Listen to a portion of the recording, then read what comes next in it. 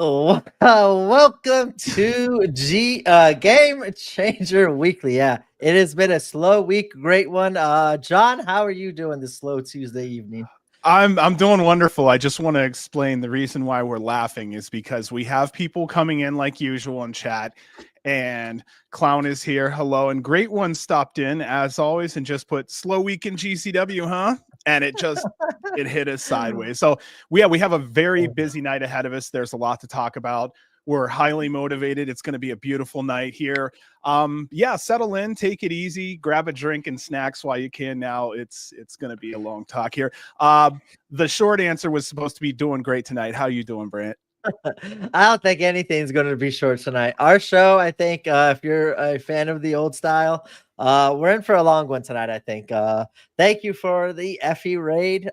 Reed, Hey. Laros Anthony, thank you for stopping in. Frank, yes. I wasn't even thinking about that. Like, we have a lot to talk about tonight. So be prepared for a long night, everyone, if you are a fan. Or if you check out early and we're still talking, continue it on the YouTube channel tomorrow night. Oh, hell yeah. All right. Well, we were just kind of waiting until, maybe 50, 100 so people get in here. So last weekend we had Brandon Kirk on. This week we actually have a chance to finally talk about this hot topic that's been going on for about 2 weeks now. The WWE ID talk. We should have that a little bit. I'm just kind of wondering, what are your thoughts on that process? Like, we have Jack Cartwheel on the system now. Where do we even start? This is wide open with very little information. So I want to kind of let you go at it. What do you think about this WWE ID program? I think it's cool so far. I'm glad this is not really enough. Well, I mean, I prefer to watch my wrestlers be people who love wrestling, and they're now going to go back to the farm system of going with independent wrestlers who have probably grown up wrestling fans, want to do this for a living, work their hardest, and like have a heart to do it. Where when they were doing the PC style, they were just bringing in kind of failed athletes in college or people that can't do the athletes no more and want to kind of go a different route. They were looking for the athletes, but they didn't really have a love for wrestling. And I think on a lot of the talents that we've seen come through the PC, we see a lot of people that don't want to be there. They're just there because that's like the next best option for them that didn't happen in college. So I like it. I'm excited. I like the names. The first names they're all their names. They've announced a lot of names, and it's a very broad spectrum. And I'm excited for it. I think it's very good. And like you said, there's no really other information. Like, hey, yeah, we see you, Jack Cartwheel, and that's it. That's all we know is like he's on their radar. So I would like to hear and see what happens from that. But other than right now, he's seeing that GCW is obviously a talent pool that they are looking at is a good sign. And I'm excited for things to come. I think that's only going to boost independent wrestling kind of like for their shows and the talent to step up their quality now that they're realizing that they're being recognized more now than they have in years past. So I think it's good for GCW, independent wrestling, and kind of wrestling at a whole for my perspective. Yeah, listener Reed here just said WWE ID hasn't really explained what WWE ID is just yet. And I think he's right there. It sounds like, again, in the underground, like if AEW offers a contract or has some type of an offering to, say, somebody like Cartwheel, it seems like WWE has a chance to maybe get in front of that first. Now, who knows if that's real or not? This could be purely developmental. I have no idea whatsoever. All I know is that this weekend, Jack Cartwheel picked up his second singles win in a row, which is rare for him. So I feel like that WWE ID may have a little weight to it. Didn't he lose though last week? I thought last week, or maybe it was Thursday. I thought he lost like his first match after being booked, and I thought that kind of like I saw a lot of people respond and surprised and kind of squashing that theory, but I could be wrong. We had a lot of shows over this last weekend, so I don't know. Like I think it was like the one where he like just first like had the Miss Phoenix his little finish. Okay, at the so end. 10-18, he was defeated by Alec Price. So yeah. October 18th. October 19th on Blood on the Hills 3, he beat Mr. Danger. And then his other singles match was versus Shane Mercer on Gateway to Death 2, which was a win over him. So yeah, so it sounds like he lost that first one and then got the last two, huh? Does that sound right? Yeah. And I'm hoping that they don't affect booking, because then that would absolutely suck if they start having a little control on what happens on us down here. I won't like that at all. But at the moment, I'm excited for what it could be and what I think it might turn out to be. Who knows? I actually think it's like what you said, developmental. And Frank said, "Is okay, we see you, and maybe we're gonna invite you to the PC, work with you, and then move on from there." But at least like they have a lot of people in the variety of wrestlers. That's what I was excited about. It wasn't just like a stereotype or like one type they're looking for. They have a lot of people that they ID'd, and I'm excited for it for right now.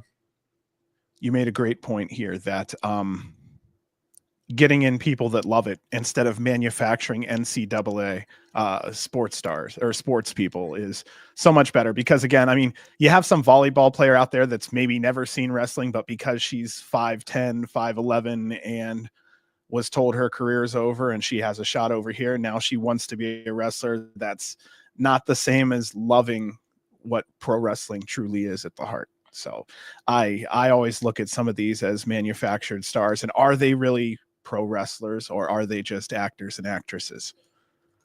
I mean, like That's a deep question. there's some like really good talents came out that I know they're just straight athletes and are really good. Like Oba Femi's like one of them.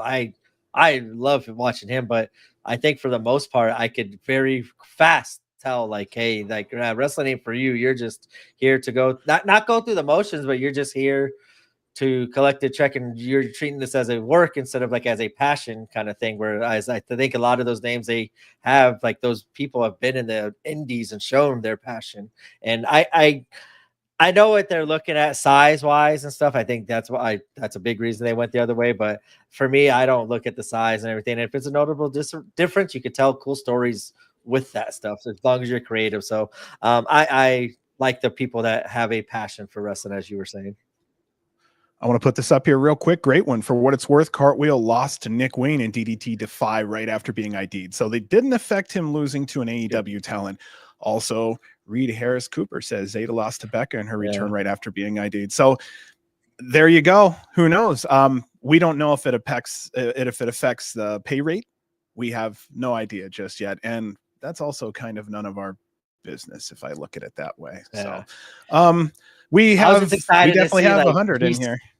Yeah, I was like Frank. It was kind of cool seeing GCW like on a WWE post and like seeing the logo and seeing the name. Yes. And I didn't like the name change already. Like already, it kind of was scaring me with Jack Summit, but I'll give it a shot. Yeah. I've heard worse names, so going from Cartwheel to Summit isn't that big of a deal. But that just shows you like how much we've talked about his growth, and like other people see it. It's I think it's cool seeing the talent get noticed by the big companies now. All right. So yeah, we definitely have 100 in here. That's for sure. So I just wanted to mention here that we're acknowledging up front Sawyer Wrecks retirement, but we will be talking about that, of course, later in the show tonight. NGI is our third show of the weekend, so that will be our third show to talk about. B is over there going nuts right now. I know what he wants to talk about. So do I. But I also wanted to mention up front, respectfully, we're keeping some of the reviews shorter than usual to allow time for more important happenings of this past weekend. So I just want to say that. I say respectfully because I don't want a performer to think at all that they were overshadowed or overlooked or their performance wasn't worth mentioning. It was just, we've got a lot going on, my friend. So yeah. I was about to say, not only do we have a lot going on by that itself, just topically, covering 3 shows is a lot our normal way as well. So that's a thing I wasn't going to bring up later, Reed. So yeah, we're definitely going to pocket that question for later. And what's that one? I'll highlight it here for you. There you go. Here we go.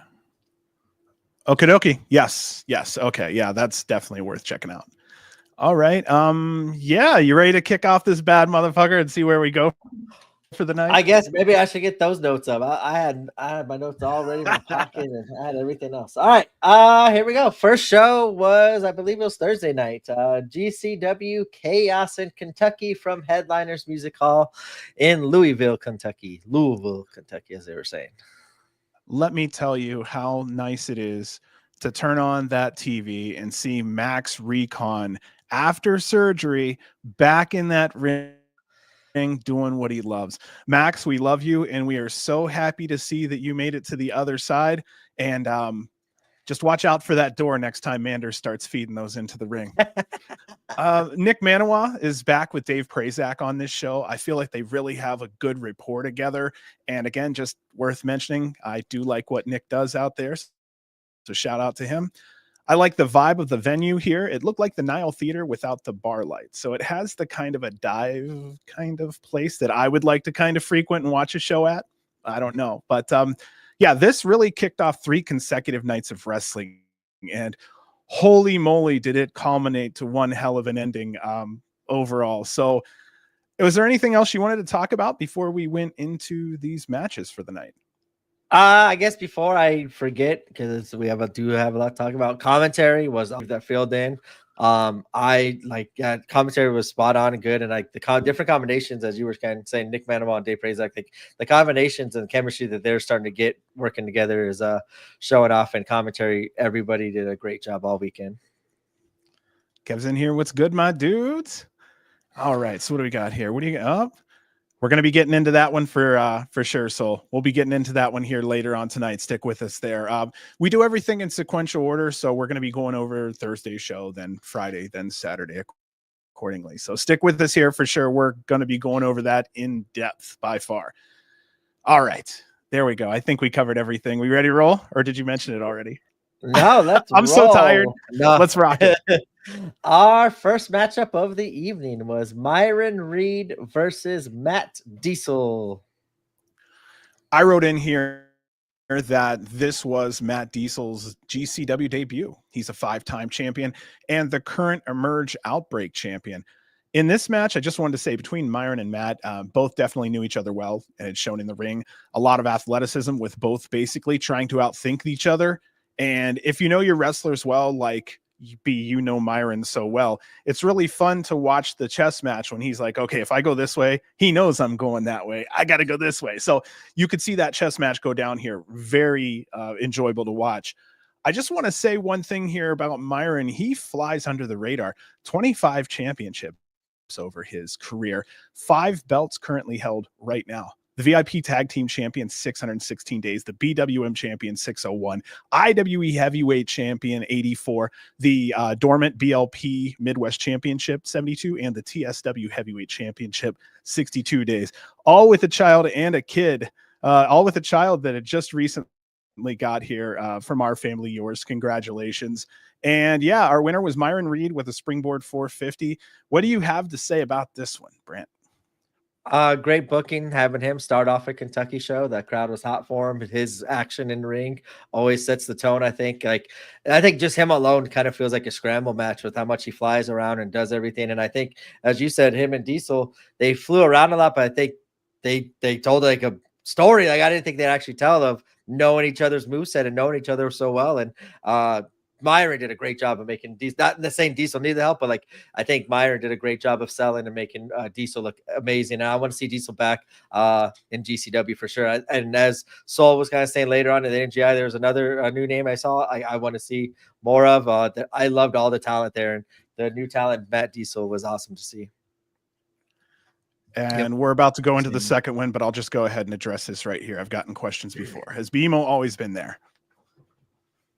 Yes, BMO has always been here. So this is also where my son, who's 19, loves to sit, and he got that quite a long time ago.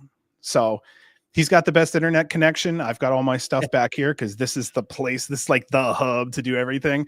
So yeah, BMO sits back here. This is something I purchased for him. Gosh, yeah, 3, 4, 5 years ago, easily. It keeps him warm, keeps me warm. It's right there on our back. So yeah, huge fans of the show. Back to wrestling. Right, all right, back to wrestling. We'll go right into a title match. Our second match was for the JCW World Championship as Masha Slamovich defends it against Rachel Armstrong. Masha walks out with 2 belts. We had Masha 2 belts here, showing everyone she's the JCW World Champion and the TNA Knockouts World Champion. Rachel in this match is a 2-time PWE Women's Champion. Now, I will say here, this is my only one critique. As a champion, Masha should have fucked her up in less than 6 minutes, but we do have a 2-time champion there who's defending, even though she is local. So I'll also kind of give the goods and the bads on that one. Otherwise, though, our winner here was Masha Slamovich. What are your thoughts on this match? I thought this was a better match than we saw Rachel the first time. I think it was in Phoenix, I think it was, against Billy Starks. I was really excited for that one. I just don't think they gelled well, and I didn't hold it against her. GCW nerves, like is what it kind of seemed like. But this one was way better representation, I think, of what her work is and what I've seen from her and heard from her in clips. And seen from her in clips and heard from her on social media. So this one was good. Masha did a really good job. You said beating her up. I thought it was going to be a little quick one. It went to 12 minutes, so it kind of did drag out. But I'm glad it did, because after Rachel's first performance, I'm wanted to see a little bit more, and she looked really good in this one.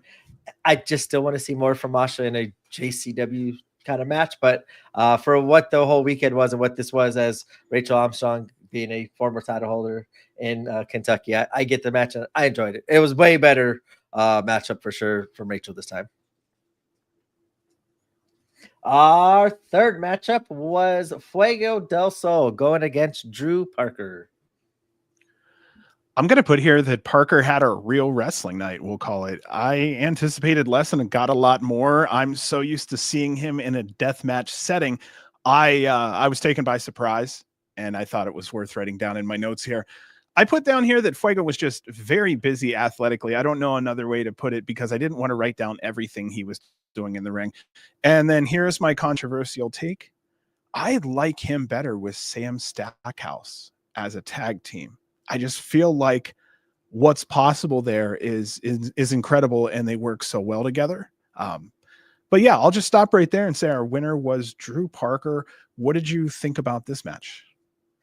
I was happy to see a Drew Parker wrestling match. I don't know. I said it a lot, especially on the old Plant podcast. But my first time seeing Drew Parker, I think it wasn't like a scramble death match, but he started off the match like doing wrestling moves. Like the first couple of moves of the match were no weapons, just wrestling, and I was like, I like that guy. And then he started doing the death match stuff. I'm like, whoa! Like he was like the hybrid wrestler that I really like in my death matches. So seeing him now kind of skip the death match, have a nice solid good 12-minute match with Fuego, showed his athleticism, as you said. He was I think Drew flying out of the ring as Drew here Reed here said, Drew Parker reminded us who he is. I think he reminded a lot of people that he's more than just a death match, and I'm all for it if he's kind of wants to move away from it, if that's kind of why he retired in the first place.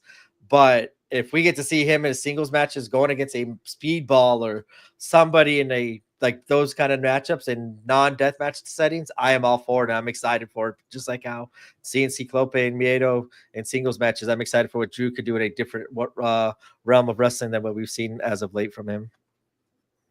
And I can now say I saw a Drew Parker match without blood, and it was good. I want to see more of Drew for sure. I like this one. Drew versus Duke and non-death would be interesting as well. Whoa. All right. Wonder what that would look like. I got to see that one. Our fourth matchup of the evening was Sam Stackhouse going against the one called Manders. Anybody who knows me knows I'm a fan of the big guys. I anticipated this match. They beat the shit out of each other. Sam pulled out an impressive surprise cutter that I didn't see coming. I don't know if I'd really ever seen it before. Brett likes these kind of matchups. Sometimes these are considered counterintuitive because normally one Haas loses some steam in a Haas versus Haas face match, but both here came out looking a lot stronger. Kudos to the guys in the ring, making sure that that story goes over like it was supposed to. Our winner here was Manders with a heavy lariat that took out the big man for 3. What are you thinking about this one? I like your call there. Like, it seems like those counterintuitive matchups, I always enjoy those and look forward to the most because I think they will just gel better. And I didn't put the face and face together because I know we all just love them both, but I see it a little like more rugged style from Sam Stackhouse in this match. I like seeing, especially going against Manders, and seeing a different style of Sam Stackhouse was what stood out to me in this match. And Manders, was beat the hell out of Stackhouse, but I love the story. As you said, had to show how much it takes to beat Sam Stackhouse, and it made him look like a giant still. And I like how they booked it. And yeah, give me more of those two though. Sam Stackhouse just Hell slugged yeah. out. I want to see it. Our fifth matchup of the evening was Larry D going against John Wayne Murdoch. So I put in here that Murdoch did well to make Larry look great. He also had his Pacific Northwest shirt on. I watched the show. I really liked it. I know there's another one coming down the road here. Larry D was really enjoying himself in that ring, hit a very big tope. I just put the dude worked his ass off, and fans were solidly behind the local star. Murdoch was choking him out with a heavy chain, and this kind of made me wonder that in the state of Kentucky, this would have been a good place for a bull rope or a strap match to make it look more hardcore, so to speak. But I still think that this was a good choice because this wasn't what I was expecting. And you know what? I don't want to see the same old stuff all the time. So surprise, 14 and a half minute match here. And I think it delivered, honestly. What are you thinking on this one?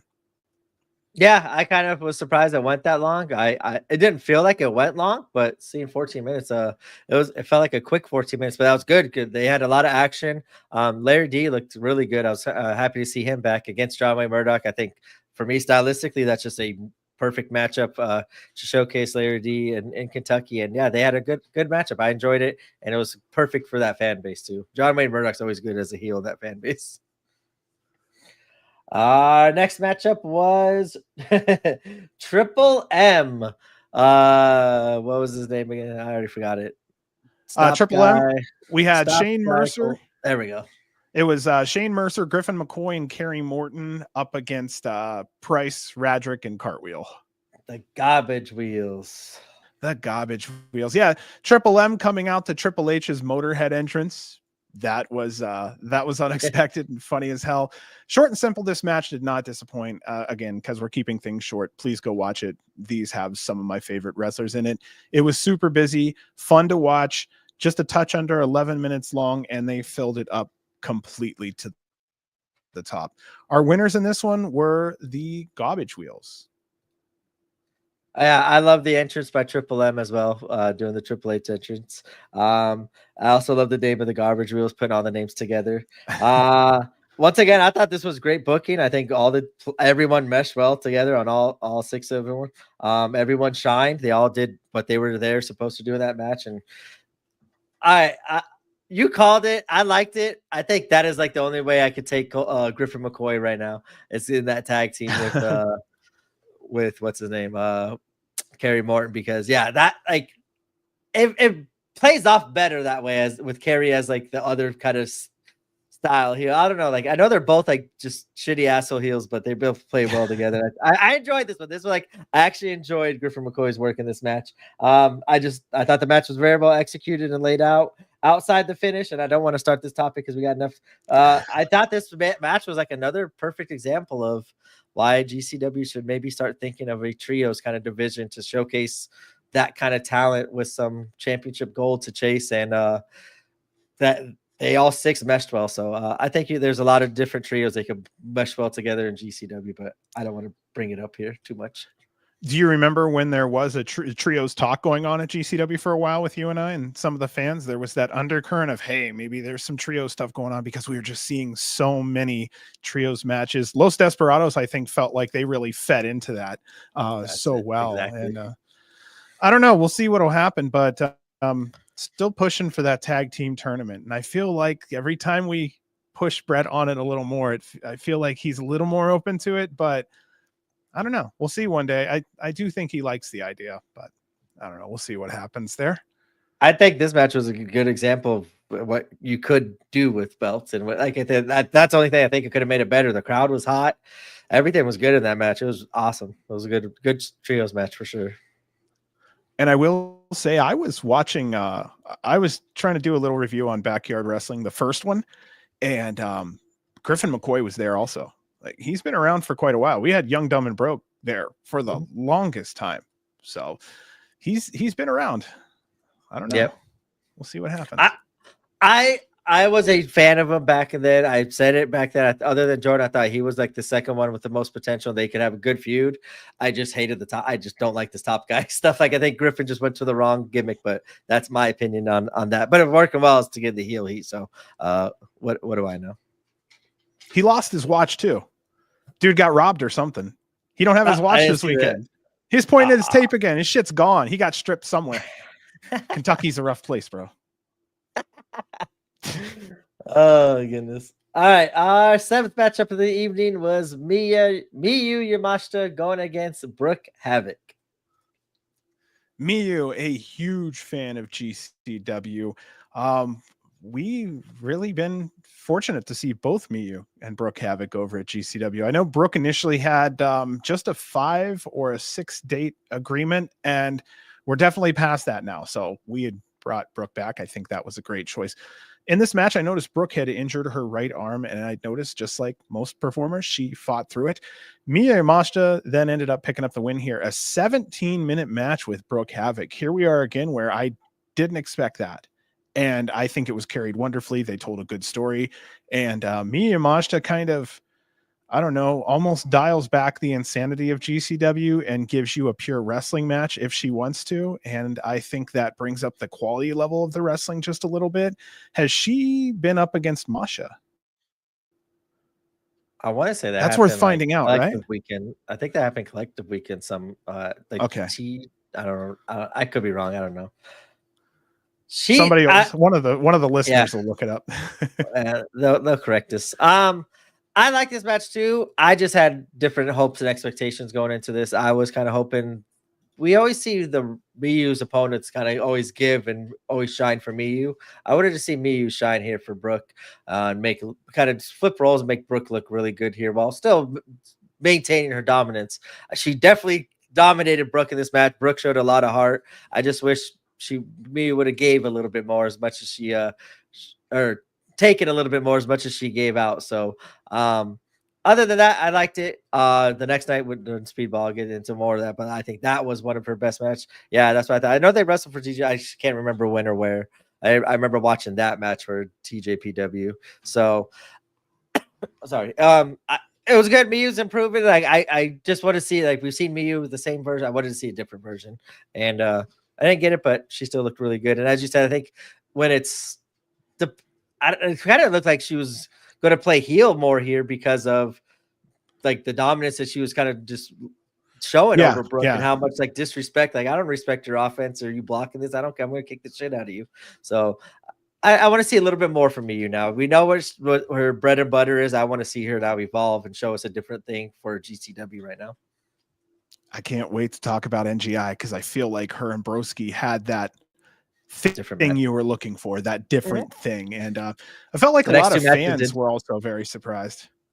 Yeah, I was. When I saw the wrist tape, I was like, no, what? Yeah, we'll get to that. That's for sure. Brooke and Masha worked in a West Coast tourney, but way back in February. Okay. All right. Our next matchup was Broski Jimmy going against Ciclope.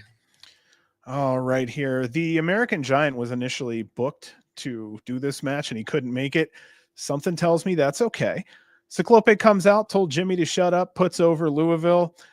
Side note here, just kind of a fun little side note, because I always find these stupid ass things.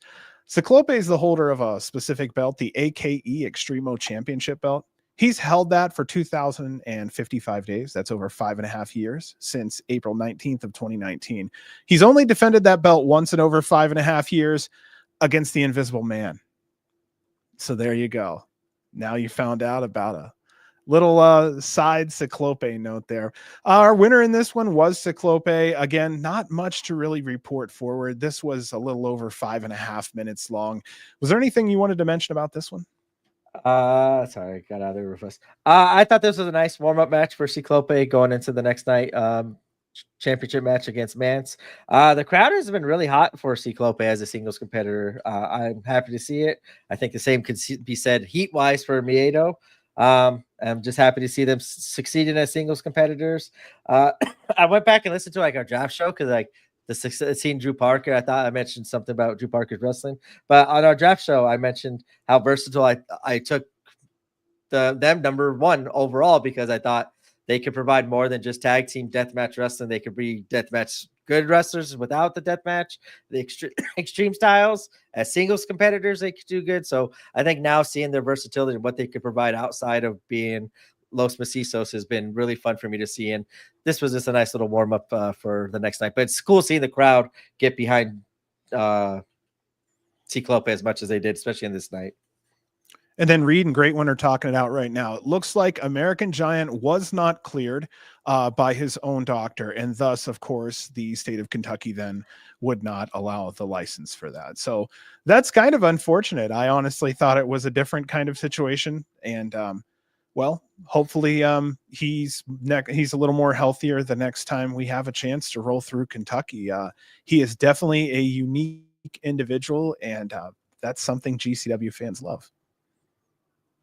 Yeah, I forgot about that. That wasn't even a scheduled match. Ciclope filled in there. So, like, once again, I did think that shows how much they provide and what Ciclopes provide. So, yeah, I totally forgot about American Giant. I hope to see him back to yours soon too, because I was kind of excited to see what him and Jimmy was going to do. All right, our main event for Chaos in Kentucky was for the GCW World Championship, as Mance Warner, the champion, defends it against Too Tough Tony.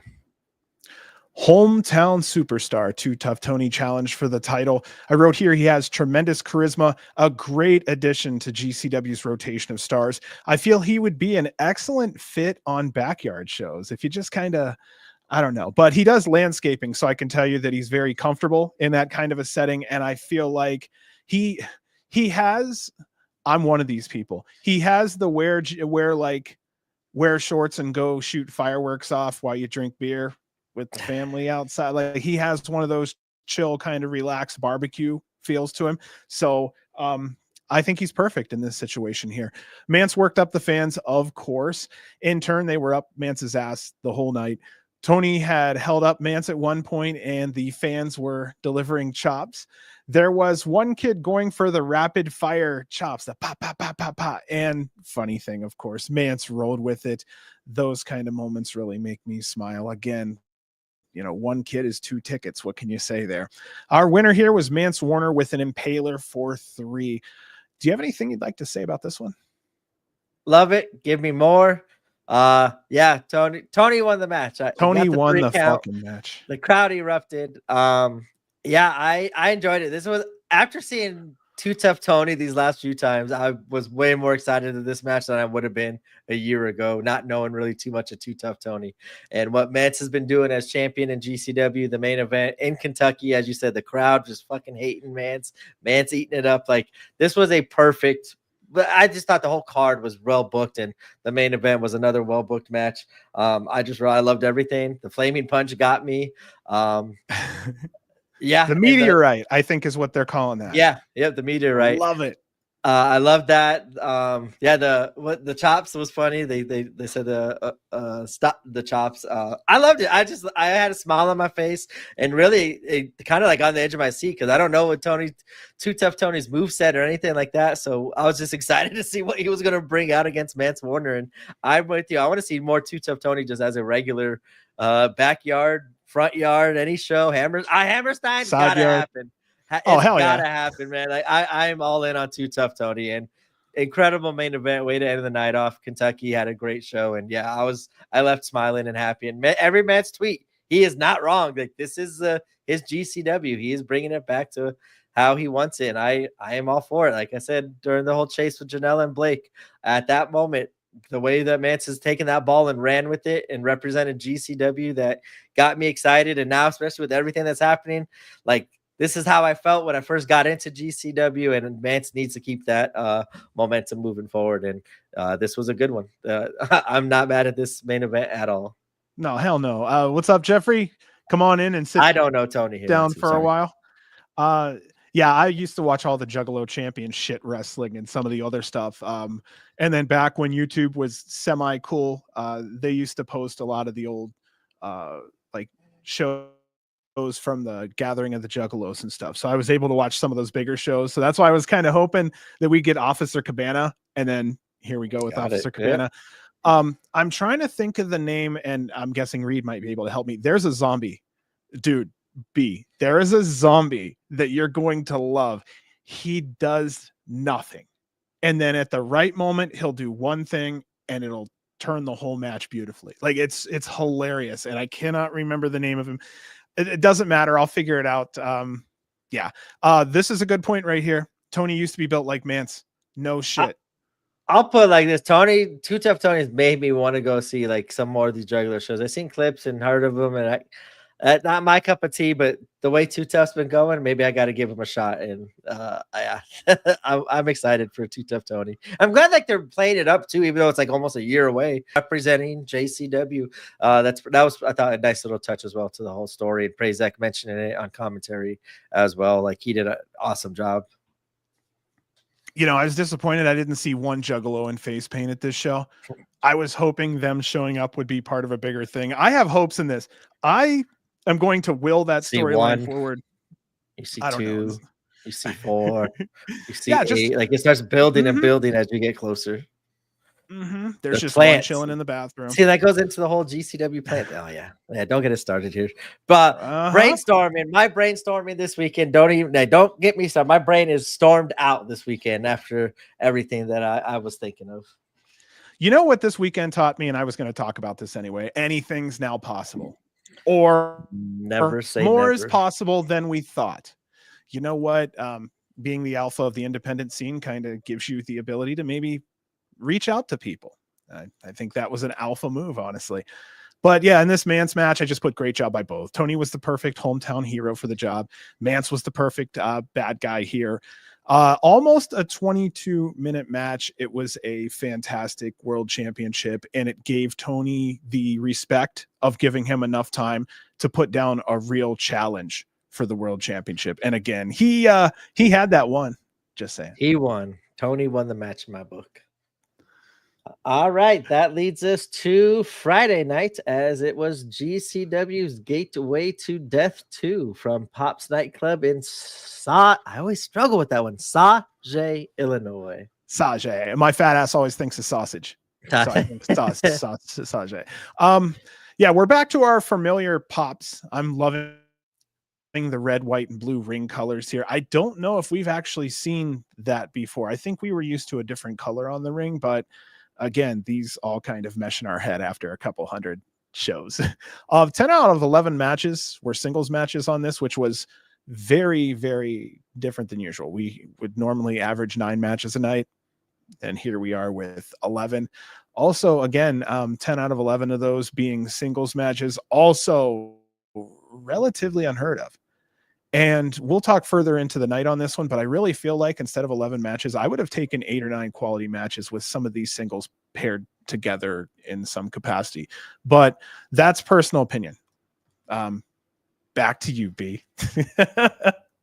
You know me, I'm all for the tag teams, and I'm still waiting. I'm waiting for the JCW battle, whatever it's called again, to do the random tag team draw. I love that whole idea. Battle Bowl? Is that what that is? Yeah, Battle Bowl. Yeah, the Battle Bowl. I'm waiting for the JCW Battle Bowl. I'm all for that. Like I said, tag teams, just mix them up. And there's a lot of like very similar wrestlers. I think that when they are put in these multi-people person matches, they shine and they showcase how well their chemistries and movesets play off each other. And I think that's why I want to see trios, belts, and all these things. There's a lot of cool stuff that's out there. And yeah, seeing all singles matches is always cool, but yes, I didn't even notice that until you said that. I'm like, yeah, I was kind of missing a tag team match, a scramble, and all that. So didn't even realize it was as much fun as it was, though. Sauget. Sauget. Yep, Sauget. Oh, there we are. What's up, Ash? Good to see you tonight. Great job this weekend. Obviously, there was a couple little small things that you had to fight with, but that's a weekend. You know how it goes. The microphone gets them every time. Poor Emil. And I know you were banging your fucking head against the wall too, bud. So I actually saw him kind of look back and disgust. He was like, come on, man. Like, really? That was the first time I kind of saw him kind of get mad. I didn't want to bring it up. I did notice it. I forgot what show it was. Hey, everybody takes pride in their work. Happens, and that just came up, and shit happens. And so the good news is we didn't lose anything overall, and we've seen a lot worse. I mean, it could be worse. Back in the day, we'd be watching a video and then we'd get the audio 3 seconds later. So I mean, we've had all these great improvements. The one that gets me, and great one, sorry, I don't want to talk about technical mess ups here, but the best one, I think the funniest one gotta be the one that great one's got to bring up, the one he tweeted on Blake Christian, like Blake Christian, and just repeated for like 15 minutes straight of just hearing Blake Christian's name. The John Wayne Murdoch Invitational thing was pretty cool. That was a good one. Yeah, for him to get a graphic, I thought was pretty awesome. All right, let's get back to Gateway 2. Man, we got a lot to talk about tonight. Hey, we're doing well. 40 minutes on one 40 minutes on one show is like phenomenal for us. We're doing well. And we hit all our notes too, not rushing it. Nope. Opening up Gateway to Death was in my notes, I couldn't believe this was the opener. Gringo Loco versus Myron Reed. As you were saying real fast before you go into yours, this is one match. If you got to cut out something, I would cut out something and give these people more time, because I felt it was like this one was a little rushed, and seeing the time makes me kind of upset now too. So I wrote in here on this one that between both competitors, there's 9 active titles held. I will not go into those because we went into Gringo 2 weeks ago when he was here, and Myron we just went over previously. Standard match by my standards. I was surprised that it was the opener here. I felt like Myron and or Gringo were going just a touch under the 100% they normally go. Very unlike them. Our winner here was Gringo Loco in this opener at just a touch under 10 minutes long. What were your thoughts on this one? I was excited for it. I was surprised, like I was mentioning, I was opening up the night. This was a match I've been waiting for these two to cross paths for a long time now, and I could watch these two wrestle all day. I was, like I said, disappointed. It did feel short. I wish they were given more time to do a lot of their crazy, unique movesets. Maybe we could get that down the line. I thought it was an awesome way to start the show, get the crowd hot with two amazing wrestlers, and please give me more of those kind of matches, and give me more of those two with more time, please. Well said. Our next matchup was Jack Cartwheel versus Shane Mercer. Well. Same thing. 4 active titles held in this match. 1 by Jack, 3 by Mercer. Mercer was a force in this one. Surprise, surprise there. But Jack seemed to have him beat at almost every turn. Very high energy match here. Again, winner Jack Cartwheel with a twisting shooting star press. Also, like we spoke earlier, Jack was just tagged in his 2nd consecutive win. I still feel like that WWE ID tag does have special powers. We just don't know what special powers yet. But if they're on the path to the WWE, these tagged performers, then yeah, let's get some wins and get those put in our library and give them the respect that they may have earned, because there are obviously some fantastic wrestling companies out there that can see talent from a mile away, and he was one of the ones that was ID'd. And I don't know, like I just saw his Twitter handle change to Summit too, so I don't know if he does want to be called Cartwheel or not. So I'm saying Cartwheel because that's how he was announced on this show. So if he sees it and wants to change it, let us know. And I don't like, that's actually, like as we were saying before, I like the name change. Summit's actually a good name to go along. Like it doesn't go into the whole Cartwheel thing, but at least it wasn't like Jack Action or something like that. It could have been. I'm going to send him a question right now about that. All right, while you do that, I'll give my quick review. I was happy to see Mercer pop up on this loop. I want to see him do something outside of Blake. It seems like there's going to be moving on without him. I was happy to see Jack Cartwheel doing good after the finish the night before. That was a pretty brutal landing, but I think these two showed good chemistry. They meshed well together, and I enjoyed it. And it was a good match for not having a storyline or anything, and showcased. I think Jack came off really good on this one. I wish Mercer would have been showcased a little bit more too. All right, here, yeah, just shot that off to Jack there. Yeah, we'll find out what Summit has to say. He's changed it there, but his handle still says @JackCartwheel. So, maybe he's trying to keep true to himself, but at the same time, keep that WWE shine going. Never know. Yeah. All right. Our third matchup was Joey Janela versus Brooke Havoc. Brooke came back for more dates, like we said. Welcome sight there. I'll just cut this one short because I felt like there wasn't too much that was outstanding or different that was worth writing down here again because we're pressed for time. But Joey Janela with a quick DVD, and I'm going to say it now because I'm 3 matches in. Matches 1 and 3 weren't very high energy, which was kind of surprising to me. And also the fans kind of felt like they were a little down more than usual. No one stood after Joey won. And I actually went back and reversed, and I'm like, dude, that's Joey fucking Janela, and he just won over Broke Havoc. Stand up, make noise, clap, anything. And it just seems like the crowd was just so. And you know how it is. If there isn't a small group that's actually rowdy, the rest of the crowd isn't going to get there either. And I felt like that happened here. Another odd little happening. Joey grabs Brooke by the hair and pulls her back in the ring so he can stand her up and shake her hand. So caveman style, I guess, is how it goes. What do we got here on this one? What did Great One say? I thought Joey was rough on Brooke. Giving her the post-match rub than he was in the match. Oh, sorry. I know. That's what I'm like. He's like caveman style. He's like, come here. I wrote this was another big match for Havoc. I was excited to see a version of her that only Joey could pull out of her in this match, and I thought she worked brilliantly. Joey did an excellent performance to make Brooke look good, as he always does with his opponents. But I think Brooke did a good job of executing everything and getting the crowd over with her as well during this match. So I enjoyed seeing a different style matchup this time. Our 4th matchup was a JCW Championship Hardcore match. I didn't miss that part, maybe. Masha Slamovich defending against Gary J. All right. This was Gary's 3rd appearance at GCW. His first was on April 12th, 2018 versus Nick Gage at GCW versus Freelance Underground. In this match, he had plenty of fan support. I felt like that this match had a brawl feeling to it. Gary hit a tope and a nasty push at the end of the dive that looked brutal, sent Masha sliding across the floor. Also, 21 years in the industry, and multiple times he's chopping her here instead of here, like here, and he's down in here, and I'm going, that's kind of weird, and that's got to hurt a little, but they're professionals and I'm not. Masha really abused the stiff Robo Ginger when she hit an air raid crash through a door and onto the floor. Our winner here in a little over 11 minutes was Masha Slamovich. What are you thinking on this one? I liked it. Gary J was more impressive in this match than I was expecting. I haven't seen much of his work, and yeah, Masha had a pretty good, as you said, a brawl, different than I was expecting, and it was a good match. Like I said, I just expect more from the title.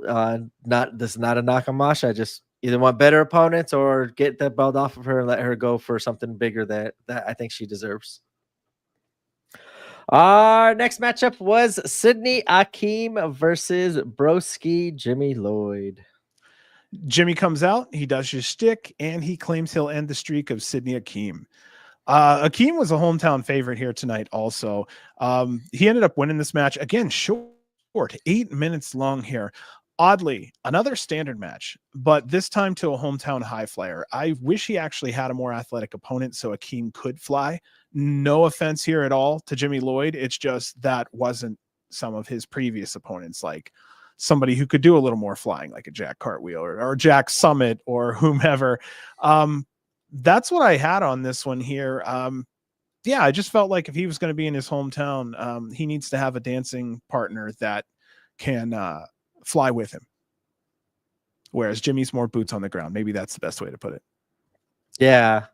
I kind of wrote, I would like to see a little bit more story here from Sydney. We've seen him in multiple matches, and I kind of now we see, like, kind of similar to me, we see what their bread and butter is. We now finally see it showcased how it should have been done in the past, but I want to see now more of a story. And I think right now, as kind of was brought up, the JCW title chance would be nice for Sydney Akeem at the moment. I think the Extreme belt fits him a little bit more, considering what kind of matchups he could have and what that Extreme belt I think could represent. That makes it different than the deathmatch title, the JCW, and everything else. I think if you treat it a little bit more like the X Division title, start showcasing some high flying moves, and I think that'll add some prestige back to that belt. And Sydney would be a good proponent to hold that belt to showcase that. But I just want to see a little bit more right now. Story, character, other than just the cool shit that we know Sydney can do.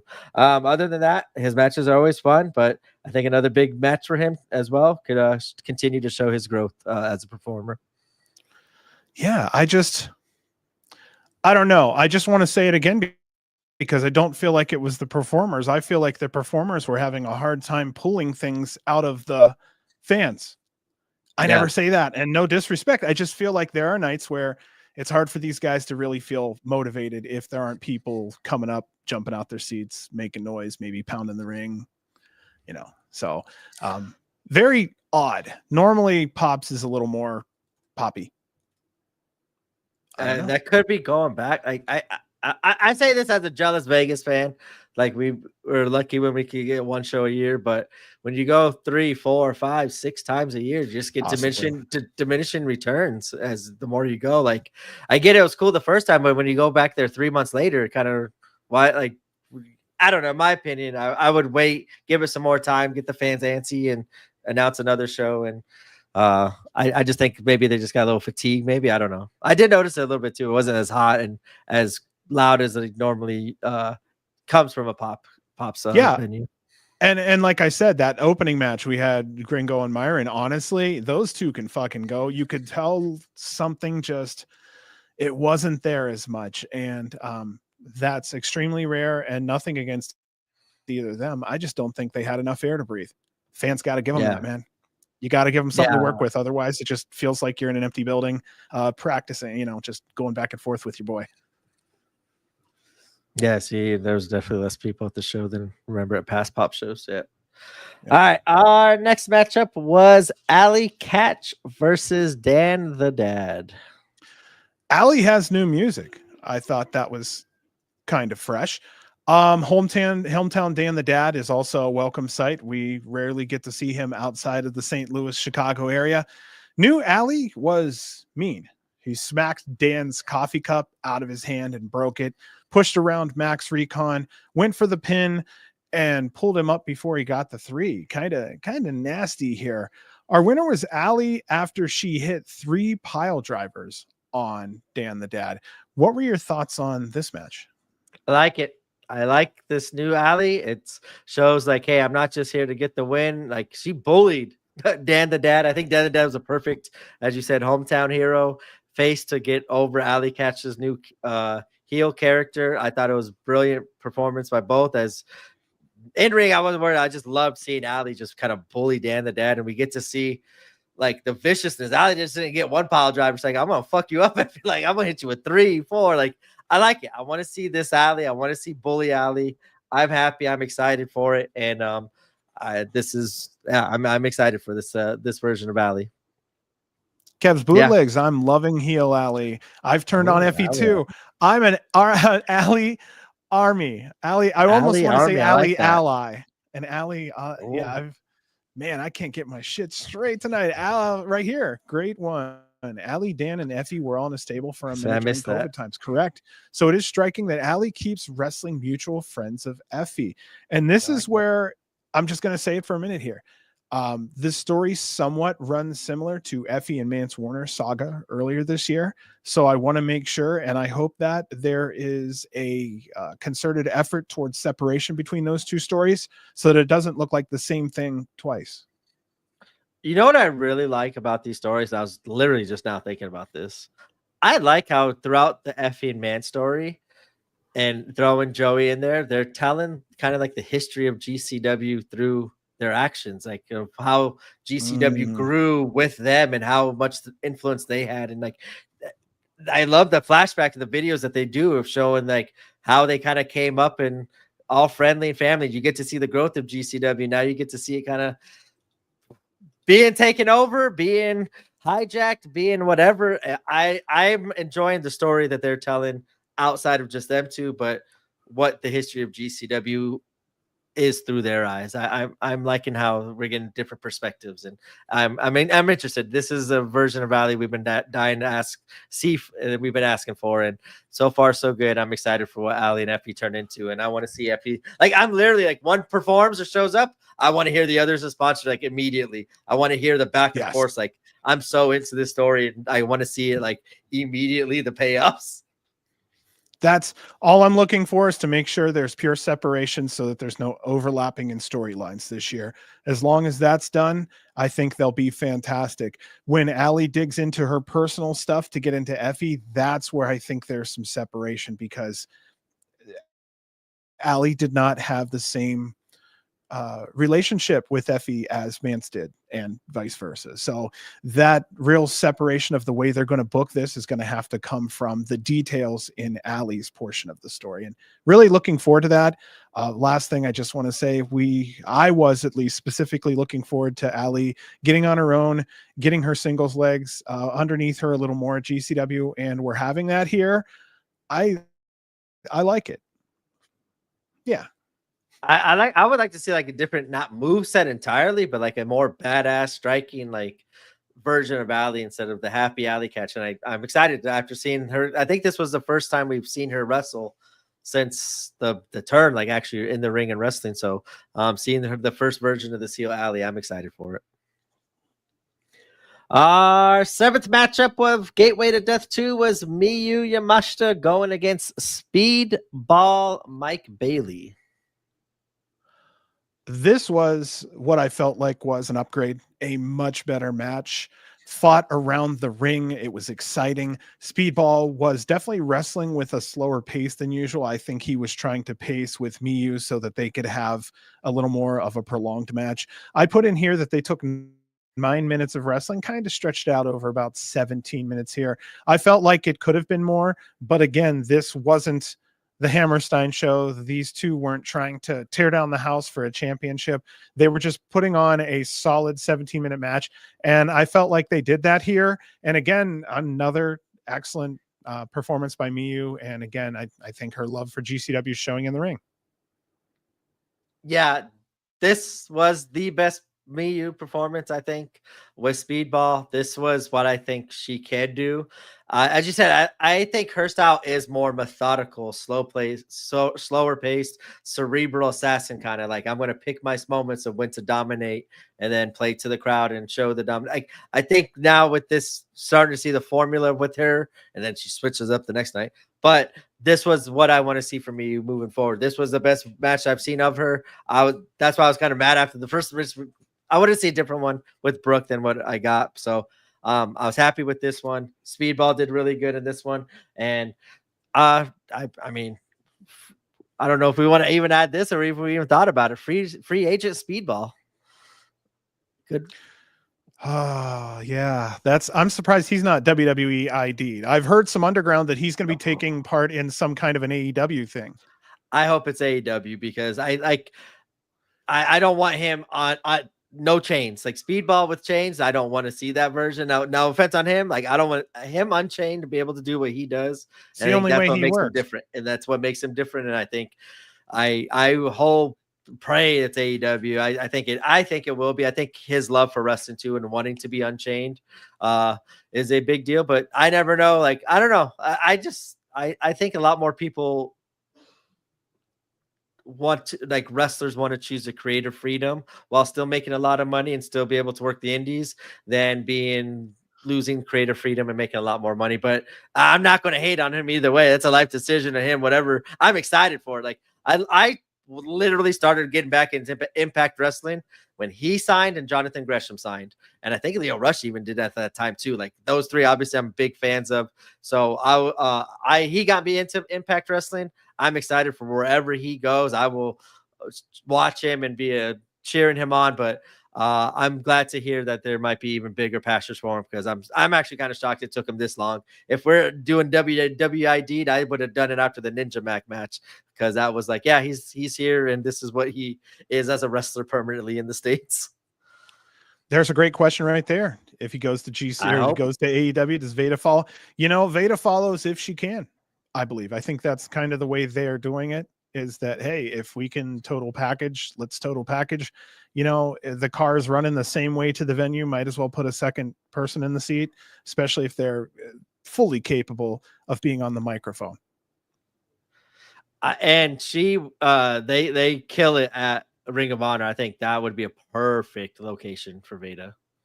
Like the knowledge that they have on Ring of Honor, like, that's a good voice to have, I believe.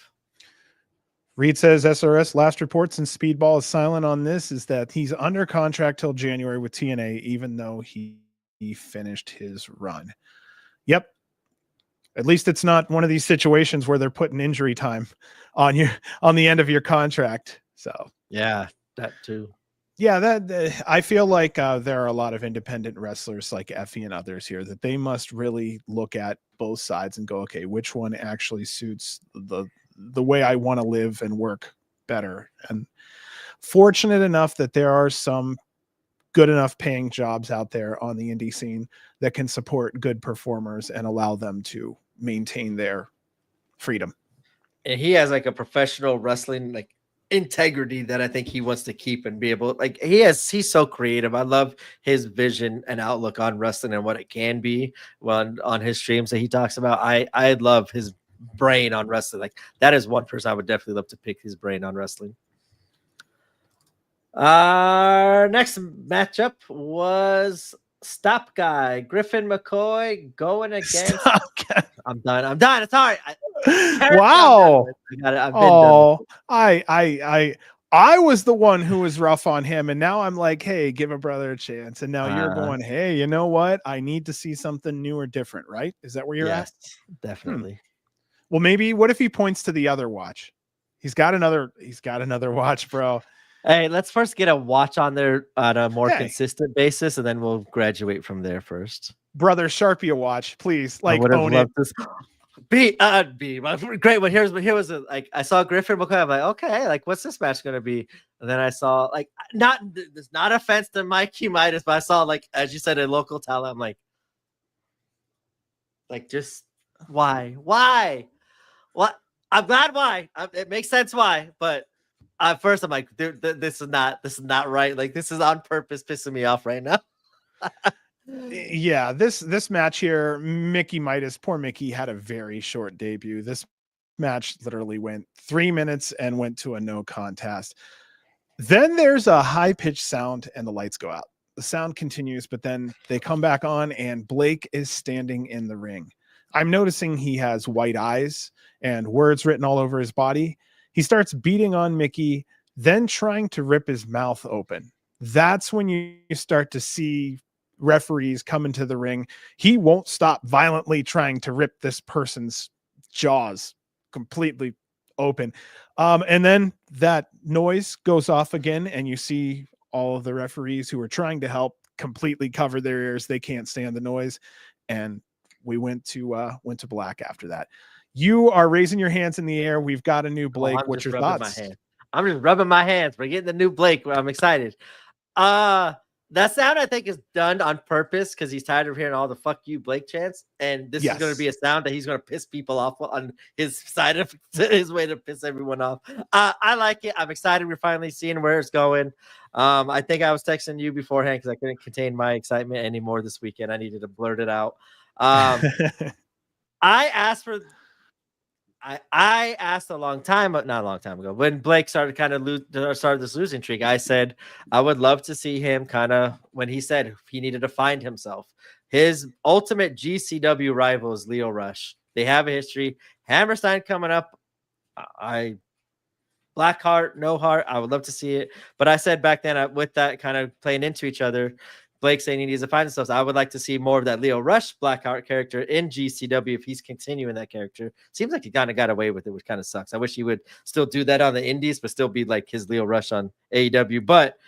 And I wanted to see like Leo Rush infect Blake and like, hey, I know you more than anyone else on this roster.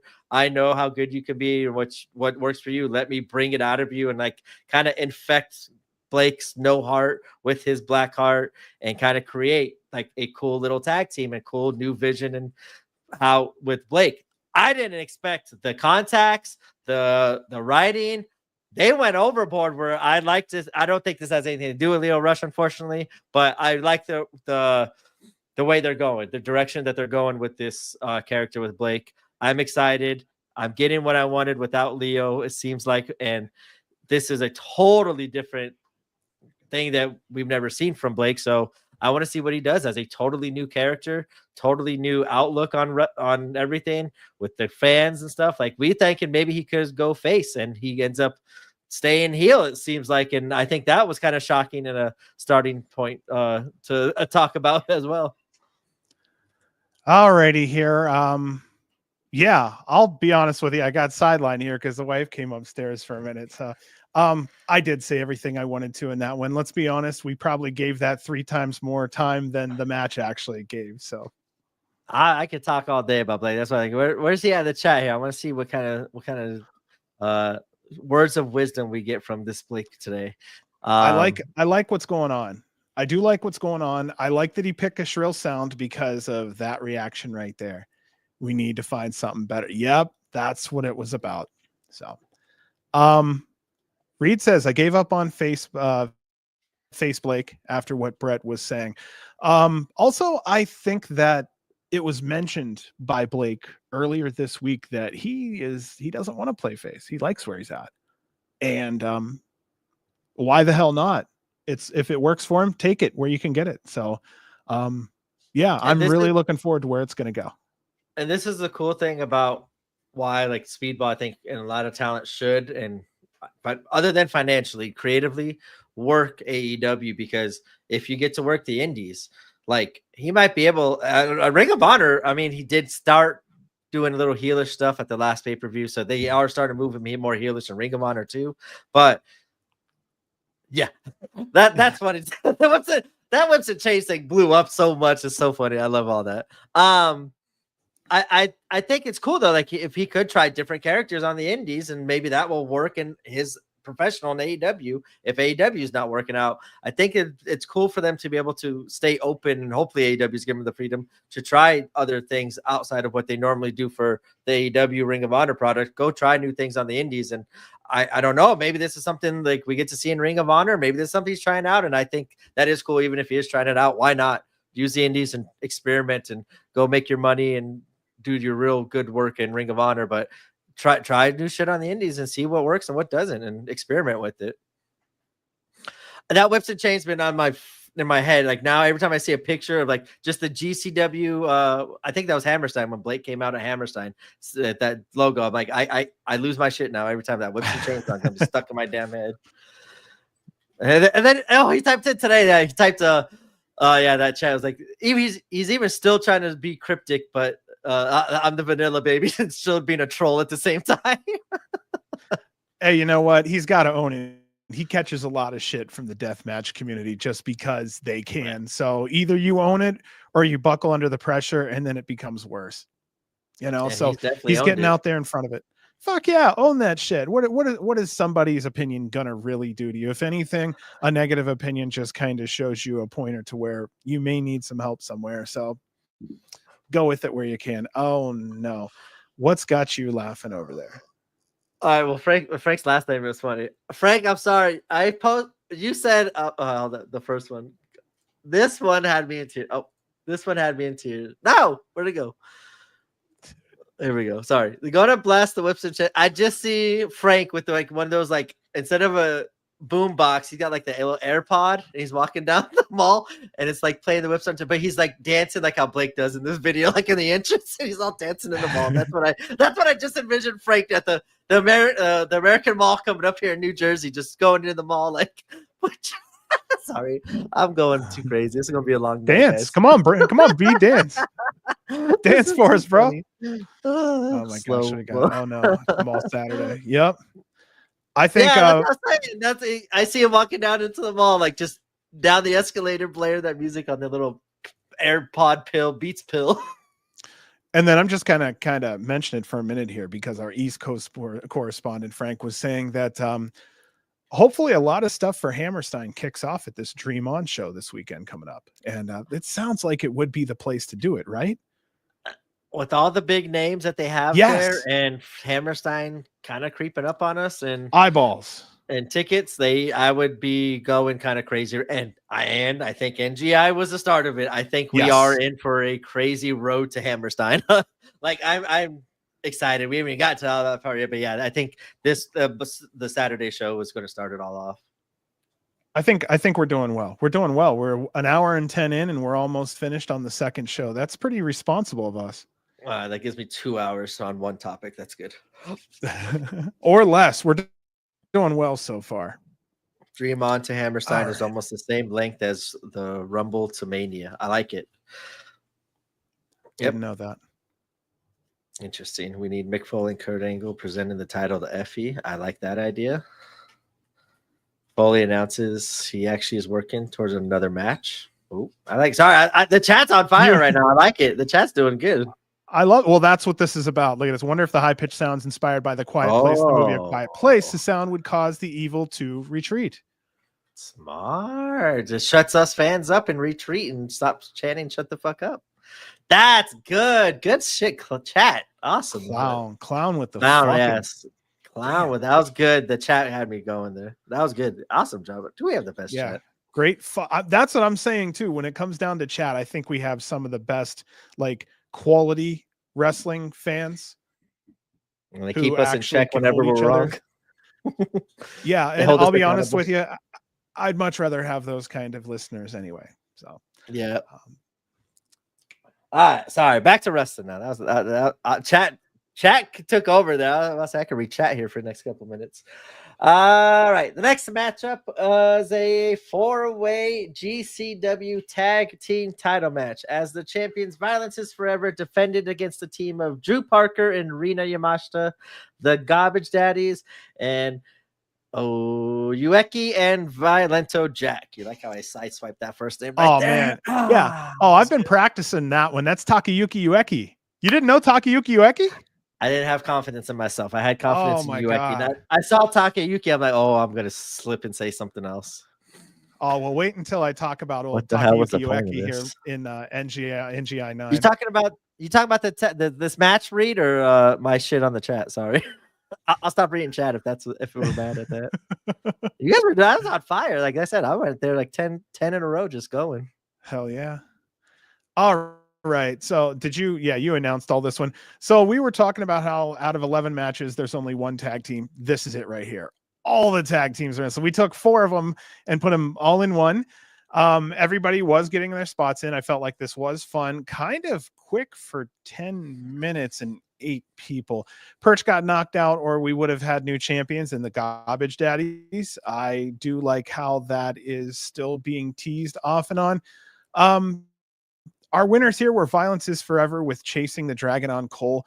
Koo was yelling something at Cole after the match, and I didn't know what he said, but it was directly in his face. I don't know if that was a challenge to the to the possible challengers, or was there an upset there, or what? But whatever it was, I saw that this match here, they were trying to pull everything they could from the crowd, and they came alive around here. And then that Manders Murdoch match, they really came to. What were you thinking on this match here, this 4-way? What was the point? I thought this match was a perfect match. If you keep the belt on Violence is Forever, cool. I'm getting impatient on this Garbage Daddies, the brass ring stuff. I know I shouldn't be, but that's catching up here too in April. Like half the time's been gone. If Violence is Forever was going to win this match, I would have maybe, if they're going to tease the Garbage Daddies breaking up or being the title holders, I know they teased that one, but I would have started teasing them, maybe some friction in between the Garbage Daddies, and start telling a story with the ring. If you're not going to tell a story with the tag belts, there was nothing in this match. As you said, hey, we have Rena, Drew, they team up together. Let's throw them together. That's a good tag team. They performed well, and I want to see them in these kind of matches outside of death matches. And to Ueki, Violento Jack, we have them for tomorrow. Let's put them together. As you said, this was a thrown together match. What was the point? We have titles. Like, make the titles mean something. Have feuds. I would just at least focus on the titles for the most part. Garbage cashing at Hammerstein. I'm in for it. I'm at this point. I'm at Violence is Forever fatigue. I thought this was a good night. I would have put it on Drew and Rena. Why not? What are you doing with them? They're not title holders no more. Like, make them tag titles, but let them start wrestling in different style matches if they want to. I get maybe we're not going to, maybe we do lose them here for a couple months again, and then they come back. I get that, but hey, while we have them, use them for something. Build up and have them lose to Garbage Daddies. Look at that upset. Price and Cole over the former ultraviolet champion, TOS champion, and like all these accolades that Drew Parker and Rena have them. Garbage just beat them for the belts. Like, I'm just got violence is forever fatigue unless we start seeing something. There's nothing for them right now. No stories. I was like, I Reed Cooper. I'm like, I was really hoping for a title change for Rena and Drew, but once I saw them win, I was like, what was the point of that match? Why? Other than teasing, I guess the garbage side, but I personally would have done it a different way, and I was not left happy at that after that match. I will go right here. Dream On, I feel, is actually going to be more than we're prepared for. That's what okay, so here's why I say that. There may be people tuning in to see Kurt Angle, or they may be tuning in to see, JBL or Mick Foley.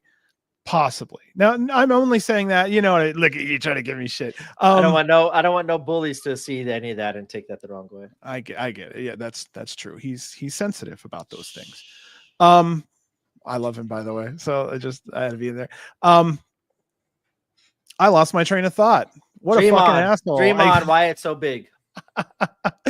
I just think this is where it's at. The tickets have to be sold to the show. I really think that a lot of eyeballs are going to be on the product there. So why the hell not pull the trigger right there? That's what I want to put on that. Also, right here, if you saw Brett's Whatnot stream tonight, Violence is Forever will now be taking on, I believe it was Brandon Kirk and someone else, but I'm terrible. I have I had them off on my notifications. Let me turn them back on. Drew Parker and Brandon Kirk versus Violence is Forever. Whoa, what was that? Sorry. I saw saw Jay Vidal showing back up in GCW in Tampa. That's cool. That popped me as you said that. So who's the tag team? It's Brandon Kirk and Drew Parker versus Violence is Forever. Please. Like, I'm sorry. I would take that team. I would love it. Like, I think that would be a fun tag team. I recommend people showing up to those when you get a chance. The GCW Whatnot was fucking awesome. It was fun. We got was just selling news. Like big and sorry, Brent. We got breaking news. He was selling big products. He was selling small products, but dude's just sitting at a table talking to you, trying to get things done. If you're a big fan of GCW or you just like to watch, the owners sit there and just conduct business and do things. Awesome. Reed didn't want to spend money. I think that's fair also. And confirmed for Hammerstein, your boy. Breaking news. Yes, I was happy to hear that. I was disappointed. It sounds like he's not going to be at Collective in Vegas. That would kind of sound like a definitive no. So unfortunately, I won't be able to see him live, but I hope he does get a cool Hammerstein moment. I don't know how much it means to him or anything, but for me, I think that'd be kind of cool for me being a giant fan of him. And I think what he provides for GCW. No, I'm excited now. Parker versus Kirk. Like, please, something's got to happen. Though. I'm sorry. I'm just at fatigue. Like, we've talked about the title holders and fatigue and stuff. So, yeah, they brought up the Parker's bad luck in Vegas, too. That was pretty funny. All right. Our next match is a hardcore match, as it was John Wayne Murdoch. Sorry, I almost said the wrong name. Versus one called Manders. John Wayne Bussy? Yeah. Haven't used that in a while. I love Murdoch. Manders hit his entrance and started throwing a door and chairs into the ring. The door almost hit Max. We spoke of that earlier. Welcome back, Max. That's how it works. Right? Welcome back to the store. Yeah, fucking little head trauma never hurt anyone, right? Murdoch was coming out in Manders' chaps. I lost my shit laughing when he did that. Murdoch was on one all weekend. A lot of wrestling outside the ring in this match. Again, the fans kind of woke up for this one. Murdoch is desperate to not get beat up at one point, offers to suck Manders' dick, then turns around and points to his own ass. Someone in the crowd yelled, "Hear him out." I missed that part, man. That totally went over me. Oh my god. Yeah, dude. There was just someone like in the back of the arena that went, "Hear him out." Our winner in this one, John Wayne Murdoch, choking out Manders, and Manders didn't pay for it. I put here that this was a fun match with some violence, and I felt like we needed that. Again, the basic GCW formula of take two people out there and let them kick the shit out of each other is exciting, and it seemed like that's when the crowd came alive. So kudos to them. Yeah, I thought this was a good match. I thought this would have been even good in Kentucky too the night before. How these two wrestled, but for Pops, they were good. As you said, I think them going outside, getting the crowd involved, helped out going into the main event. And yeah, I thought it was a good matchup, and I would like to see those two wrestle quite a few series of matches. I think they have some good chemistry and just beating the shit out of each other. I would love to see. And now on to our main event. Thank you, Reed, because I won't be at Hammerstein this time. I was at the first one up top, but I ain't gonna be at this one. Front row, you got front row. That's gonna be good. Hell We might have we need a new East Coast correspondent for that night, maybe. We might have to have we'll never lose Frank. We love Frank, but we might have to have more than one East Coast correspondent for sure. That may be a very special show. We're gonna have to figure that one out. Yeah, we've got some interviews we may have to put together too to kind of. We're gonna figure it out, guys. There's a lot of exciting stuff going down. Up, Kev. It was too cold and too expensive, and I'm not going through that shit again. Understood, man. New York isn't very easy in January. I had to do it. Like, I'd never been to Times Square. Hammerstein was kind of like, that was a cool thing. And yeah, why did you do it in January of all the times? But I went to that for, I thought it was going to be, it was special. The timing of everything was really special for me, what I thought it would GCW and everything. So unfortunately, yeah, financially it ain't gonna work out this time. 4 years later, it ain't gonna work out. I'm still saving. I'll get there. I'll get to Hammerstein 2028. I'll make it. Right. I'm start saving up right now. All right. Our main event to Gateway to Death 2 is for the GCW World Title as the champion Mance Warner defends it against Cyclope. We have weapons. We have chairs, doors, light tubes, light tube bundles, trash can lids, you name it, we have it. People came alive for this match, just like the early one. It was like the next step up. I don't know what it was, but the main event, boom, they were standing. They're making more noise.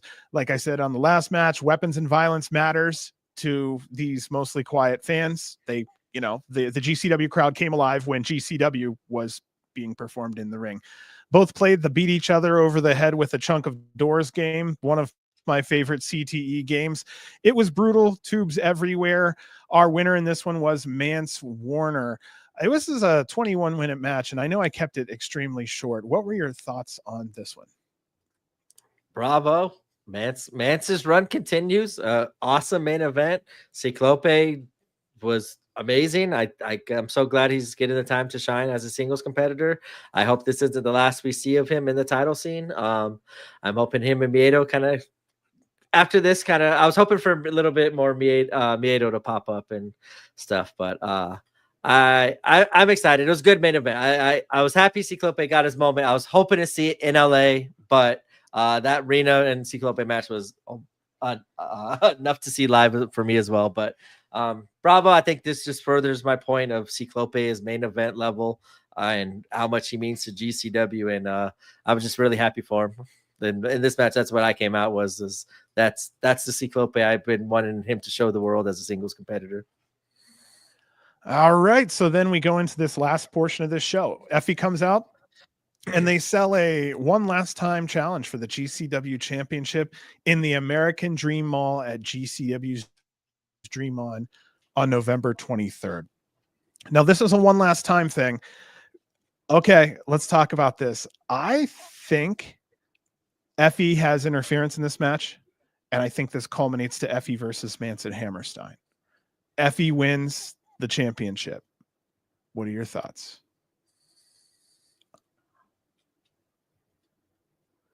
Oh, an idea just came in my head, but this is hypothetical. I don't even want to go that far. Oh, so no. So was mine. Talk to me.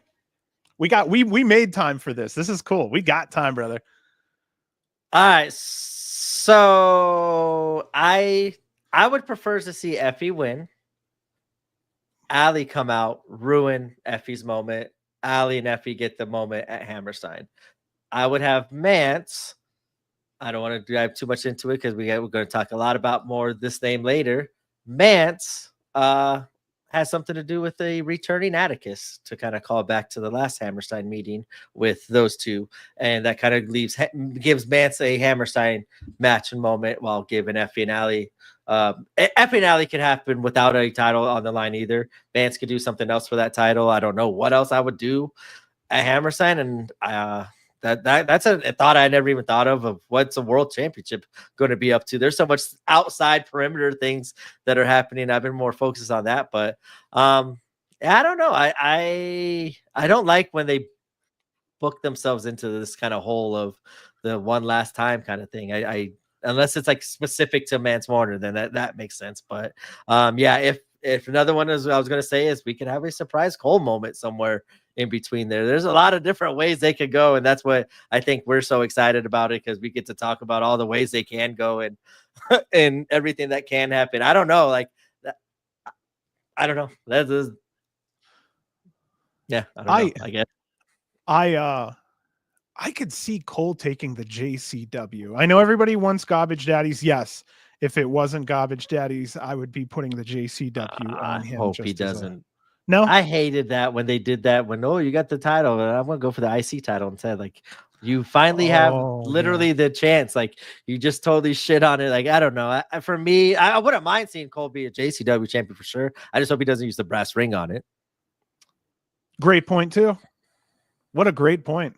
I think everything's pointing to the Garbage Daddies win. I just don't know how long a title run would be, because I feel like they're static. That will come up in their storyline, just a matter of when, and we'll see what happens from there. But I feel like, okay, I honestly feel like we should have struck on Garbage Daddies earlier, but in hindsight, knowing Cole's injury and how it could have actually sidelined a championship run, then I'm patient enough to hope for this next little section to be a run here.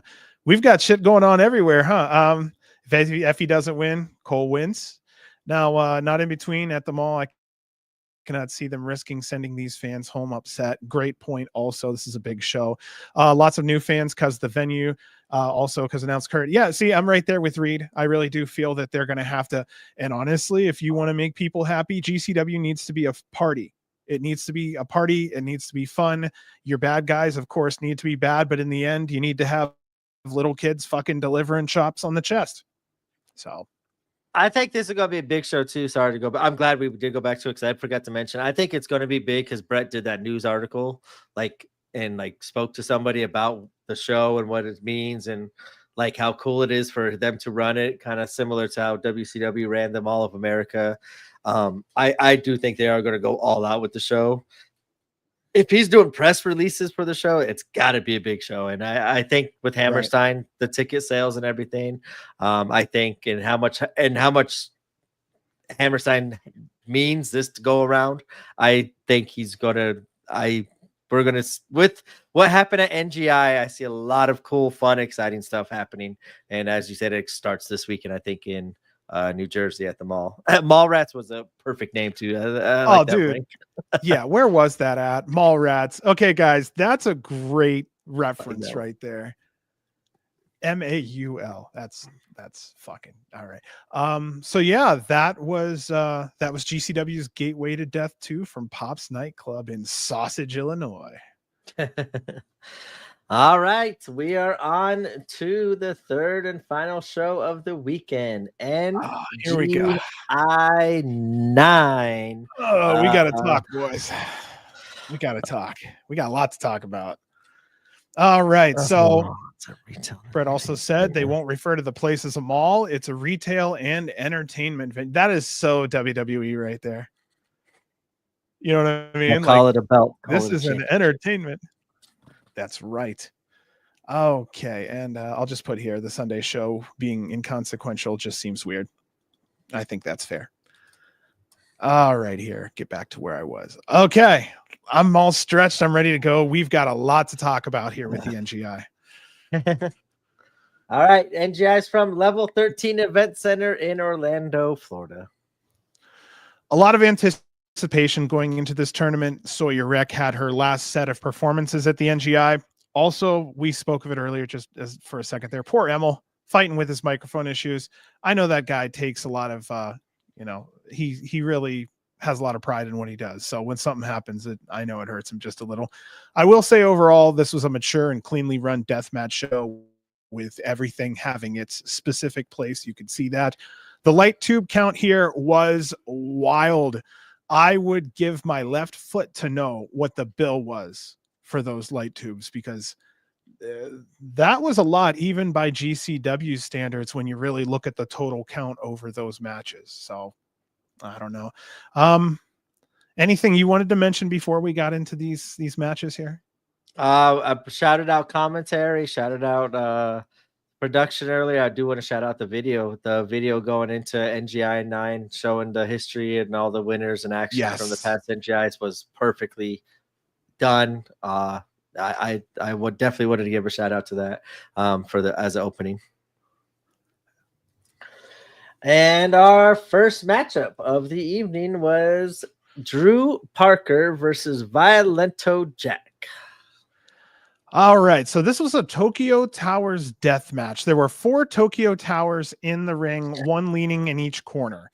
Parker brought out the darts. I'm going to just say it. I love him, but he's a big offender of the here, hold these tubes while I get into my spot to hit you. I'm hoping that phases out one day with a better way of doing it.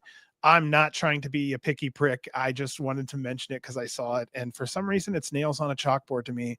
Again, I'm being a picky prick. Jack sunk into the background for me in this match. And I feel bad saying that because I feel like he did a good job. I do like seeing him, but I don't know what it was. I feel like there was overshadowing here, and none of it was on purpose. Our winner in this one on almost exactly 11 minutes was Drew Parker. What are you thinking on this one? I am going to go the complete opposite. My first note here was this was the best Violento Jack I've seen. I enjoyed him doing the chain wrestling and wrestling on the ground and showing a different moveset. I thought the wrestling was great in this match. Outside of the fuckery, I thought the actual wrestling was good, and I think that's why I enjoyed it more. I saw a different side of Violento Jack that I haven't seen, and I like. But my deathmatch style, I like a little bit more wrestling than just the tube. I like a little storytelling, some wrestling moves here and there. And Violento Jack and Drew Parker definitely showcased that in this match. And these are the kind of style of death matches I want to see. And I was happy to see Drew get the first round victory, obviously. Our second first round match was Rina Yamashita going against, I still don't feel confident saying it, Ueki.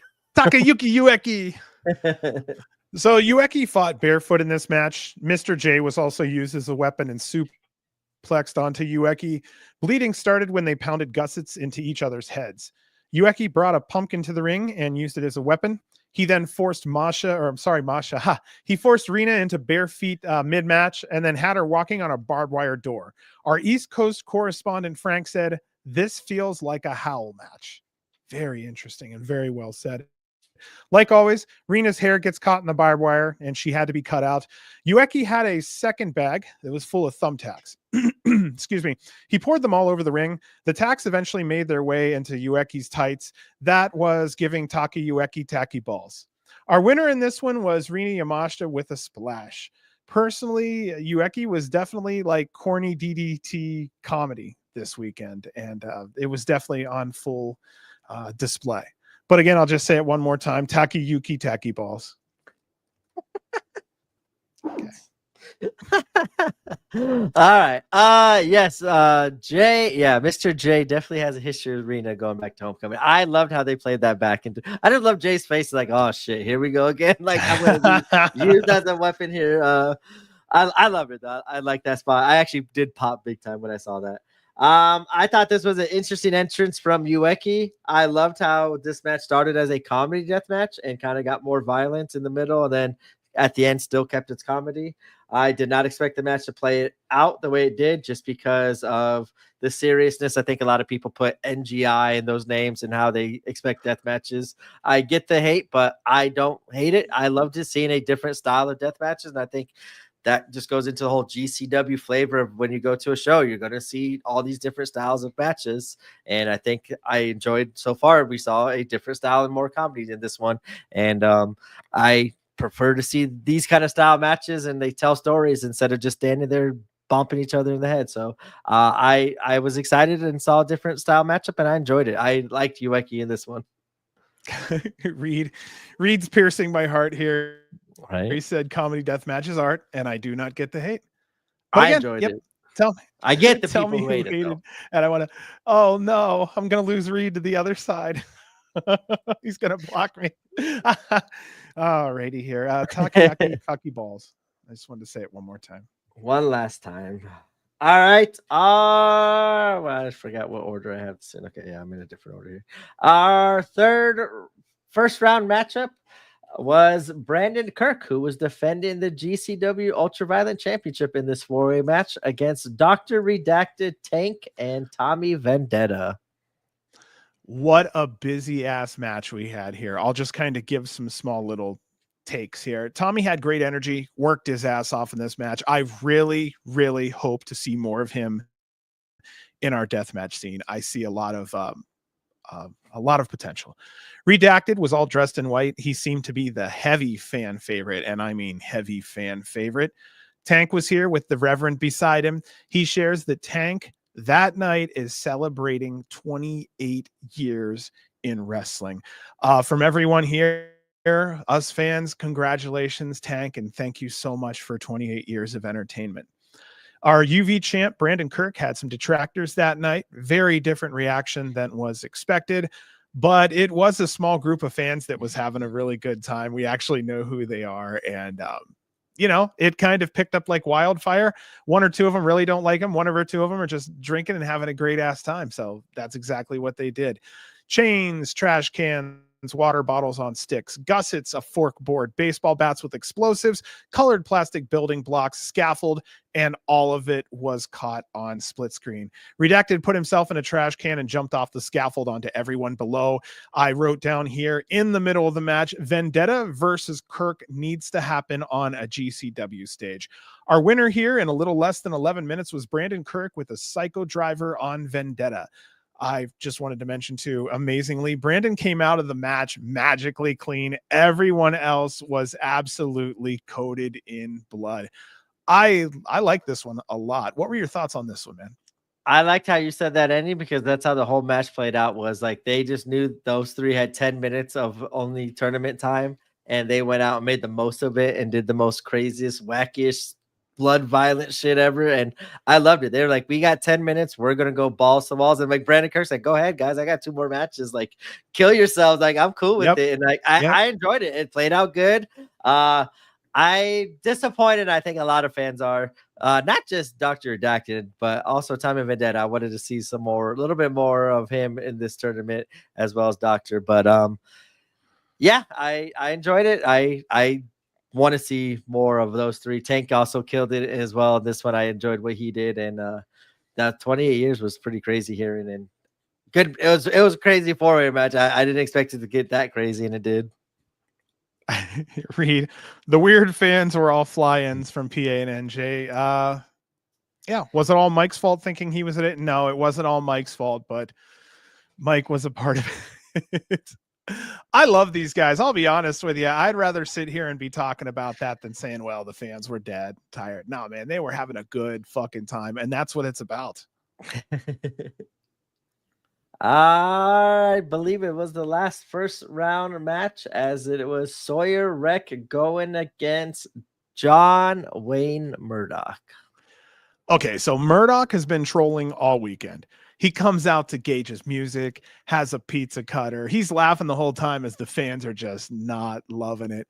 Gets in the ring, says it's no longer the NGI 9, points to the screen. It's now the JWI 1. He's representing his grandma locked down at the retirement home, Eastern Bloc. Where's my fucking grandma's at? JWMDK all fucking day. And of course, the fans that we have started a JWI chant. I don't know. Maybe it's catching on. Sawyer came out for her final show. The only weird part in this entire tournament was, is this the last match? Okay, is this the last match? Mentally, I wanted to sit down and go, this is the last match. So now after all that speculation, we finally get to sit down and see yeah, we'll get there. Tubes were broken in large amounts. The whole place was hazy from all the spooky dust. Murdoch was getting sent through glass panes left and right. He went through it to make her look golden. And I really do think it did the job. Stunning upset with a choke slam through a table full of tubes. You know, if you're going to go out big, take out the big dog at GCW when it comes to deathmatch tournaments. John Wayne Murdoch is that motherfucker. 4 times he's been in tournaments, all 4 times he's been in the finals or won. This was his 5th time being in a GCW tournament. Boom, taken out in the first round by Sawyer. I don't know how many saw it coming, but the minute I saw she put this win over, or she got this win over Murdoch, I went, she's going straight to the finals. She's got to go straight to the finals after that, because to take out Murdoch is saying something at a GCW deathmatch tournament. Yeah, the names that she went through in this tournament was kind of crazy, and I was happy to see it. She got a big ovation. The crowd was hot for her. Let me pull up my notes. I guess that would help out. I'm just going off the top of my head here. Yeah, great reception for Sawyer. I wrote this one was for the Chuds, how this one's just gonna be there and the people just hitting each other with the glass. And I loved the Chud shirts. Seeing that was pretty funny. Yeah, this was just glass, and more glass, and I enjoyed every piece of glass I saw. Another different style matchup for the tournament. As we said, I saw different kind of styles, and I liked it. And I wrote awesome start to the tournament, and Sawyer Wrecks pulling the victory was kind of shocking to me. I had a feeling maybe like with those bigger deals they were making it, she'd go far, but first round matchup against Murdoch, as we know, as you were saying, Murdoch's history. I was like, "Ooh, are they going to skirt history here with Sawyer?" And yeah, she pulled out the victory, and I thought it was a good opening match. And John Wayne did a very good job making her look good, and then especially having that be his second fight of the night. I thought that was pretty good. Well, yeah, that was it for that one. Good old Murdoch. He was so he did pull double duty that night. Drake Younger had showed up backstage and decided that they were going to have words, and 2 men are having words. Personally, so be it. But that's what basically happened was 2 men had words, it seemed like, and they had a disagreement, and it sounded like they took care of that. And who knows?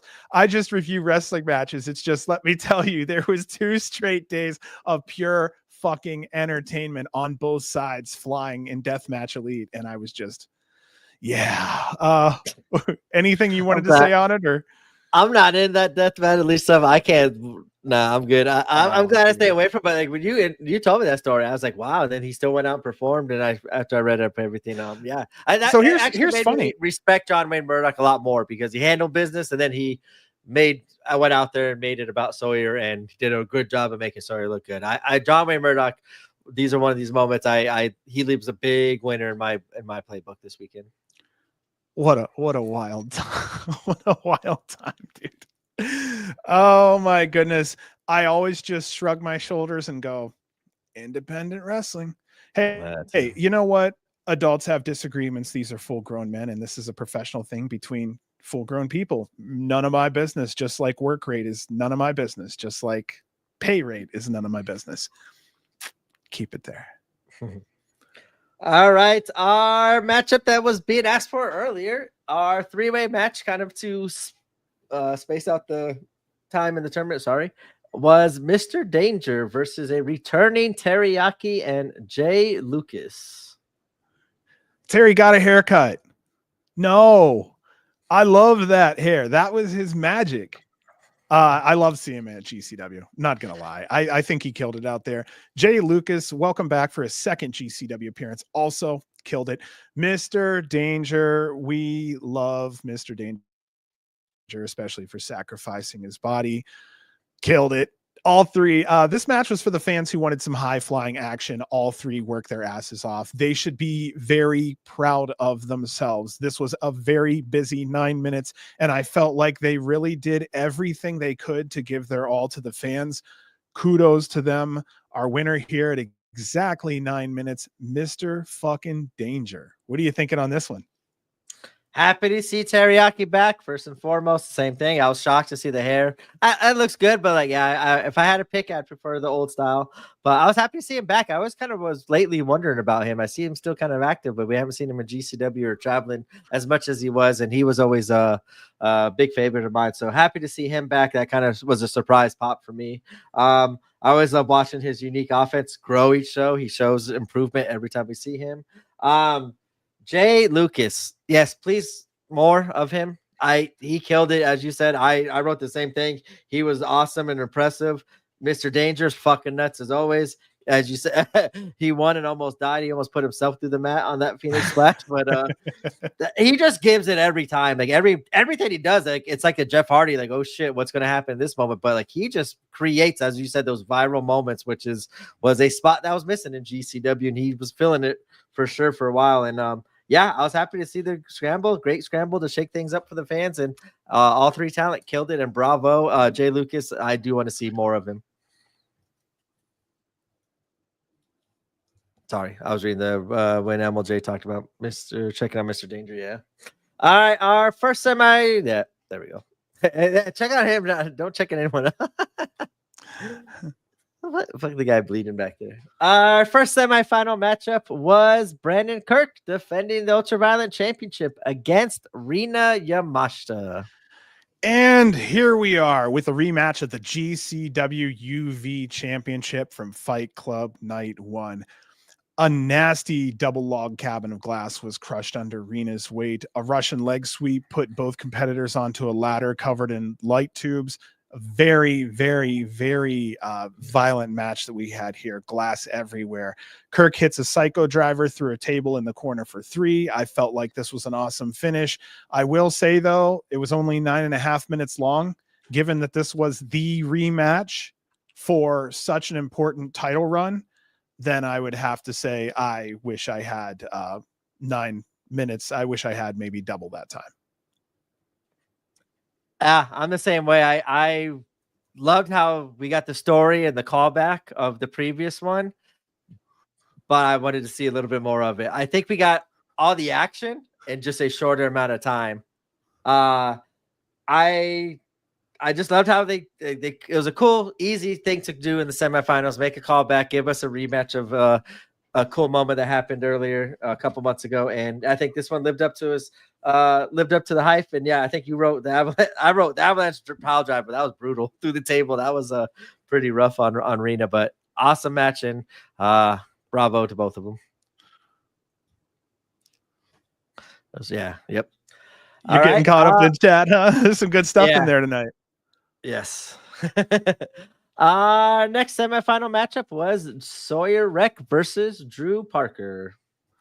Oh, everything in this match was covered in tubes. There was a barbed wire covered table, a barbed wire covered chair.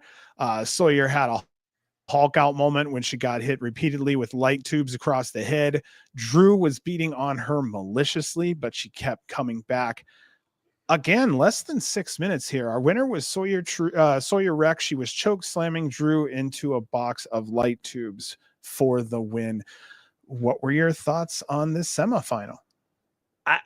I felt like Sawyer Wrecks kind of came out looking the best, other than Kirk, like, who didn't really do it with his first match. But going into the semifinal, like, she looked fresh and didn't seem to be hurt after all the pain and punishment that she suffered in the first match. Like, she just, as you said, hulked right through everything. And I think she showed a tremendous amount of heart during this one. She took a lot of light tubes, definitely, from Drew in this match and throughout the whole tournament. That's why I think she just, like, every light tube was like a power up for her. And another big name over a top-notch deathmatch wrestler. I was rooting for Drew. I ain't gonna lie, but once Sawyer won the first match, and I thought she was going to win this one too. And it's a good name notch under her belt, and to head into the main event and finals of NGI 9. I thought that was a good name to pick up on her way to the finals. Our 8th match was another little filler match to break up the death matches, as it was Miyu Yamashita going against Broski Jimmy. Wow. I'll just make the confession now, and anybody else can say something if they want to. Her music makes me want to play Street Fighter. I don't know, man. I hear the music. It reminds me of like the Super Nintendo kind of piano kind of music. But yeah, this was less than 8 minutes long. Jimmy did not cut a promo here, which was kind of rare, but he did hit a package pile driver on Miyu through chairs while they were standing on them. A very, very messy spot indeed. Again, just to save time here, very I just feel like it was a treat seeing Miyu in deathmatch wrestling of any kind whatsoever. And welcome to GCW, babe. If you're a fan, here you are. Our winner, Miyu Yamashita with a skull kick to Broski Jimmy for the win. That was my really big note I took away. It was kind of cool seeing Miyu in a different style matchup, and she looked really good in this match. And Broski was a perfect opponent for it. And I saw the tape. I was like, is she gonna get a little extreme here? Is it gonna get some tables and stuff? And I enjoyed seeing a different style Miyu, and glad to see her showcasing what she can provide outside of just her normal striking offense for sure. So then just a little further after that, Mance cuts a promo on Effie and the GCW World Championship. Not much past that there. Also, we're back to looking at nothing for minutes on end with that countdown screen. Got to get something in that dead space, especially on NGI, one of the biggest shows. There's going to be fans that aren't used to maybe watching a screen for 15 or 20 minutes or so. Again, I feel like wasting precious TV time is so indie. If we can find something to put on even a previous NGI to maybe get people who love the show to go into the library, maybe put some more views out there. Put on the first match of Sawyer Wrecks' GCW career against Brandon Kirk, going into her final match of her career against Brandon Kirk. Like, that was so easy for me. That was the one I'm like, and that was a short match too. I think it was at Planet Death. Like, yeah, it wasn't a long match. Like, it could have fit in this time, and then they could have done it more to build up on it, or done another cool showcase on. I don't want to say anything. I had one thought. I was waiting for like a big Sawyer Wreck kind of video, retirement video. They kind of were making a big deal about it.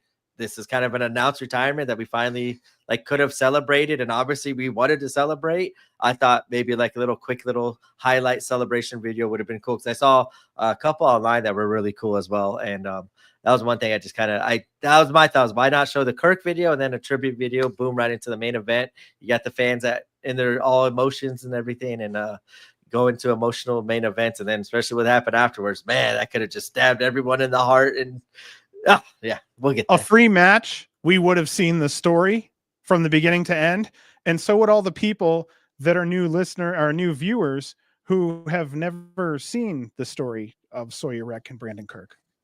This would have been a beautiful catch-up point, and it would have been better than a countdown timer. Again, this isn't a perfect world with someone else's resources I'm not paying for. Exactly. But Foresight says that if you're going to have a major show, don't let people have 15 minutes of staring at a screen. That's just such a letdown of adrenaline. You got to do something. What's a good word for it here? I almost said entertain yourself, advertise yourself. For crying out loud, give us one old NGI match. You know, something for the old fans too. It's out there. Also, you have to understand, if there's new fans and they see an old match from 6 years ago and it's a fucking banger, maybe, just maybe, those fans will want to go back and watch all those and become true fans. Even more hindsight booking here. We know what happened at the end of NGI 9. Why not refresh some fans' memory of what that person has done in previous past GCW shows and the violence, and maybe tease a little bit there. Maybe like, it doesn't even have to be a tease, just like, hey, oh, like, why is he in a match kind of thing? And then boom at the end, like, oh, that's that guy. We haven't seen. Oh, I don't know. Hindsight's hindsight, but I felt like they did kind of miss a little bit there, but that's not here or there. I don't want to harp on it too much, but yeah, hindsight, even thinking back more about it, could have done some cool things. All right. Our main event of NGI 9 is Brandon Kirk in the finals, defending the Ultraviolet Championship once more against Sawyer Wreck. Oh, maybe. All yeah, right. I get that point too. Great one. I get. And I feel like they did just a little thing for her, a little musical thing for her. It wasn't large, but it was like a, I think that was what they gave her, like a little musical goodbye kind of thing. Yeah. This was it. Sawyer's last match. Brandon could have come in wearing angel wings and he would have been considered the devil. He was booed. This was Sawyer's match through and through. That's what this was all about. Her swan song. The ropes are lined with light tubes. Panes of glass are set in the corners. Kirk went through one of the panes. Sawyer went through the other. Sawyer ate a nasty psycho driver. And this is towards the end of the match. Again, this is only 6.5 minutes long. She gets up screaming, grabs a hold of Brandon. You know it's never good when she's screaming. Huge choke slam and covers for 3. Our winner and new GCW world champion was Sawyer Wrecks. I will stop right there, hand it right back to you before we go any further. Awesome way to go out. She leaves the champion, leaves the NGI tournament winner. Like I said, goes through the king of the tournaments. What's up, Chuds? What's up, Rosa? What's up, Chuds? She goes through the king of deathmatch tournaments, John Wayne Murdoch. She goes through the prince of the deathmatch right now, probably one of the best in the world currently, Drew Parker, and then finishes it off by beating the current ultraviolet champion, Brandon Kirk. Can't beat a fairy tale ending retirement after that. Well, yeah, I guess it could have got better, but yeah, I was happy to see her get the moment, get her flowers. Her short time in wrestling, I think she's made an impact. We've reviewed a lot of shows with her. She's one of the most over performers there is, no matter what location or crowd.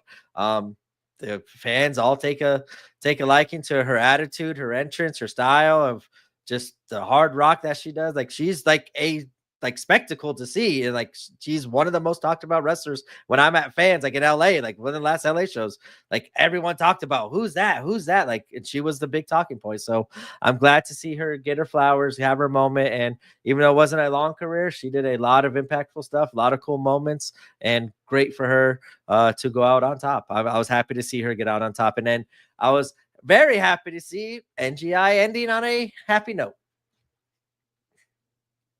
You're muted, by the way.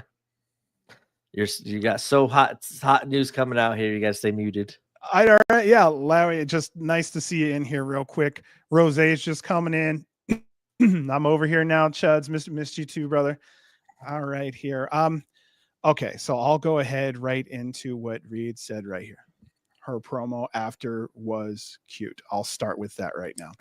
She's crying. Emil's giving her the full announcement. Kirk raised her hand. He grabs a mic, cuts a beautiful speech devoted to her, says we all love her. He's not lying. The fans give their full support behind her no matter where she goes. Also true. Kirk gives her the mic and leaves. We have thank you, Sawyer chants all throughout the crowd. She gives a sincere thank you to Orlando and the fans. It was very sweet and normal. You know, we always see the character the person portrays. But we've seen this 100 times. Sometimes the most aggressive people are the nicest, sweetest, kindest, sometimes the most soft-spoken. It's wild. That's just how it kind of goes.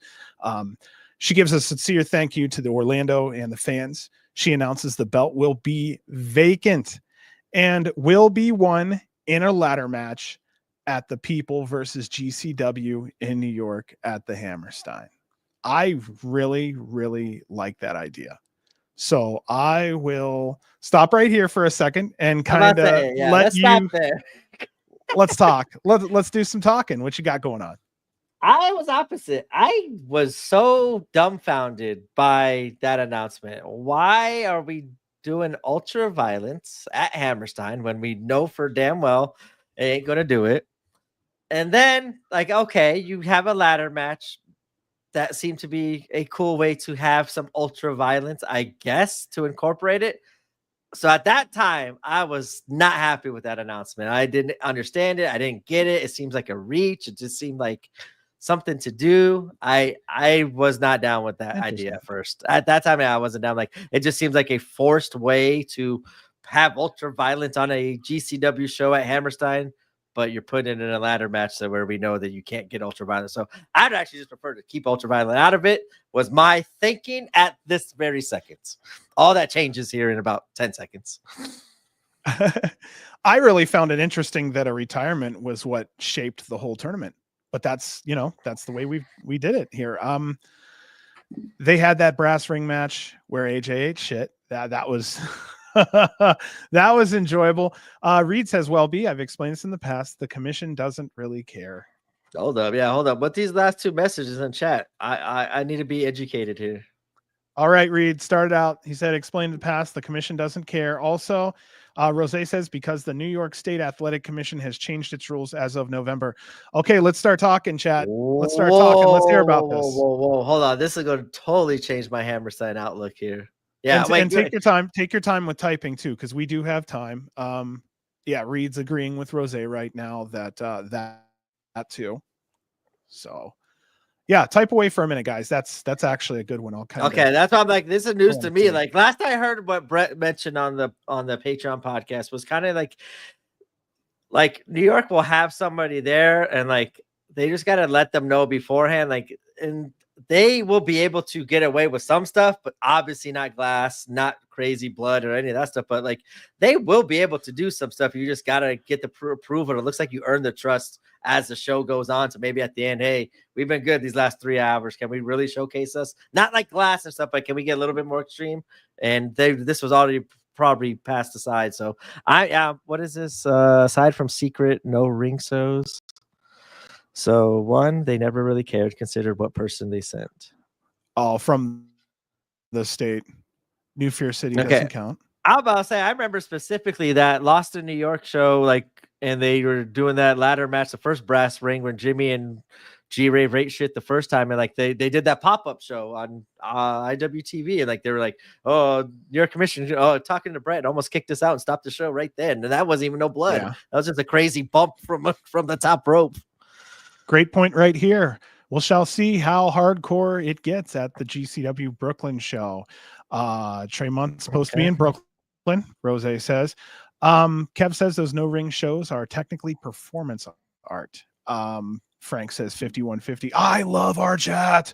Oh my God, I love our chat. Right. Reed Harris right there. Gage DeMonto fight on the streets. Fuck yes. I'm interested. I'm down. I want to see. If some rules have gotten laxed, I want to see what the GCW could get away with. I'll be honest. I want to see GCW run this last Hammerstein show, do a big fuck you to New York and Hammerstein, and fucking do glass in the last match, and then leave and just pay the fine and fuck off. We did, like, just to be able to say, like, we did it. Fuck it. Like, beat that AEW. Like, yeah, you did your little shitty shows, but we did glass at Hammerstein just to fuck everyone over. Well, that's why we've spoken before, the good and the bads about the Hammerstein shows. It was in New York. It's kind of hard for GCW to do everything they're known for in that state. However, that state is the state where ECW really put it down historically. So Reed put in here, but also in 2023, the NYC State Commission was overturning, but something happened. But as of this year, it finally went through. I wonder what that was about. Yeah. Then we were talking about this one earlier, Rose. AEW running 3 shows before Hammerstein. That's a jealousy run. I mean, maybe, but I'd like to know who booked first. But something tells me GCW may have booked first, and that may be the complaint here. But I don't know. We'll see what happens. AEW's in an interesting spot, and I'll say we hope for the best. They're spread very thin, is what I see. Lots of talent, and yeah, I won't go into that. Okay. Excuse me. Was there anything else that you maybe wanted to say before we went forward with our surprise entrant into the ring? So at this point, I was like, hey, it was a good, so we kind of talked about, we know on the Patreon, they're going to do, watching NGI 3, so I wanted to rewatch it because I haven't watched it in a while, and so I put both. I actually watched both side by side, NGI 3 and NGI 9, and I actually think NGI 9 did hold its place. It was good. I thought it was very bloody in its different kind of ways. It held its own with NGI 3, and so seeing both side by side, I was happy with NGI 9. I left happy. It got a cool moment. We got the ultra violence. Kirk had his little run. Now that the ultraviolet title is going to be vacated, it seems like, I'm wondering what's going to happen next, what we're going to do with this Hammerstein in the ladder match. I'm like, so now we're going to have another vacant title between now and Hammerstein. I actually don't like that idea either. Yeah, so I left happy with a lot of questions and anticipating the future, but Lord, did I not anticipate the future that we will have. Well, at least Billy Starks and Nick Wayne get to work Hammerstein one way or another. I'm hoping they do get sent over for that. I hope they do get their moment. This right here is the bullshit part. It's difficult to be able to pay as a fan for all of that. Yeah, I'm trying to save up here for what's it called now? Collective coming up. I'll tell you this much. In the position AEW's in and how the WWE ID system is now going to be spiderwebbing across the independent scene even further, AEW needs to be a lot more cooperative with the indies. Personal opinion, you stripped our fucking talent. Half of them are sitting on their asses taking a paycheck. That's nice. But you've now taken all this talent. It's been quite a few years. Now 700 to 800,000 viewers a week. Yeah, I don't know. I'm awful. Hold on, don't kill me. I am awful. I don't like this move against GCW, and I feel like that's exactly what it was. I do. I think there's a little pissiness from last time. I absolutely think that too. Yeah, of course. But if you think about it, we only really used one talent. It was what's her name, Ruby Soho, right? That was really the only Moxley, I guess. Moxley. Sorry, Moxley. Yeah, and then you other than that, Jarrett came. He wasn't even with AEW then. He used GCW to get to AEW. Like that's the even funny part about it. So I don't know. I'm just saying, as a fan, gee, thanks. And that's kind of a fucked position. Is AEW is the victim when something happens to them, but when they pull some shit. I don't know. World's biggest roster. Okay, here. Then someone slides in the ring. They're wearing an orange prison jumpsuit that says not guilty. Talk about the truth there. This person has tubes in hand, crushes them over Sawyer's head, completely blindsiding her. This person pulls out skewers from his sleeve and starts pounding skewers into Sawyer's head. Then came the leg sweep and the pose to the fans. I figured it out right there. I knew who it was, but I was not popping until I saw the face. The mask came off. Fans blew the fucking roof off the place. It's Atticus. He is back in a GCW ring. You got the stink face going on. What's going on here, bud? You said you thought I even if I had that thought, I'd still say no fucking way. Who's playing this role? Who is doing this in spite of this person? It was just, I'll take it. It was a surprise. I blew up. I was smacking my fucking couch. I'm yelling at the screen. To me, I'm just being honest. I felt like the magic returned to GCW. Personalities, storylines, old school death match, new matchups. One acquisition did that. This is a move in the right direction. We're actually going backwards to get back to where we were. And I think that's where we need to be if we're going to get back to where we should have been to begin with. I feel like this is going to bring back some of the hardcore deathmatch fan base that have left elsewhere. People working together, to me, is a beautiful thing. As a fan, I feel renewed. I guess I didn't know how much I needed this. Also, I'm an Ohio guy. I'm a big fan. The entire weekend, this was talked about. The only reason it wasn't was because some bullshit backstage in the parking lot. Outside of that, this is huge news to the deathmatch scene, and all eyes have now turned back on GCW. That was an alpha move that needed to be done, and it happened. And this is grabbing the GCW fandom by the balls, and I want to see everyone make money. I've actually had this small conversation with him where I said, look, I just want to see what makes money. This is entertainment. And to me, I feel like this is GCW. What do you think on this one? All right. I've been waiting a long time since I started this podcast to finally be able to freely say this name without hopefully any repercussions. So I got to get it out of my system right now. Atticus is back.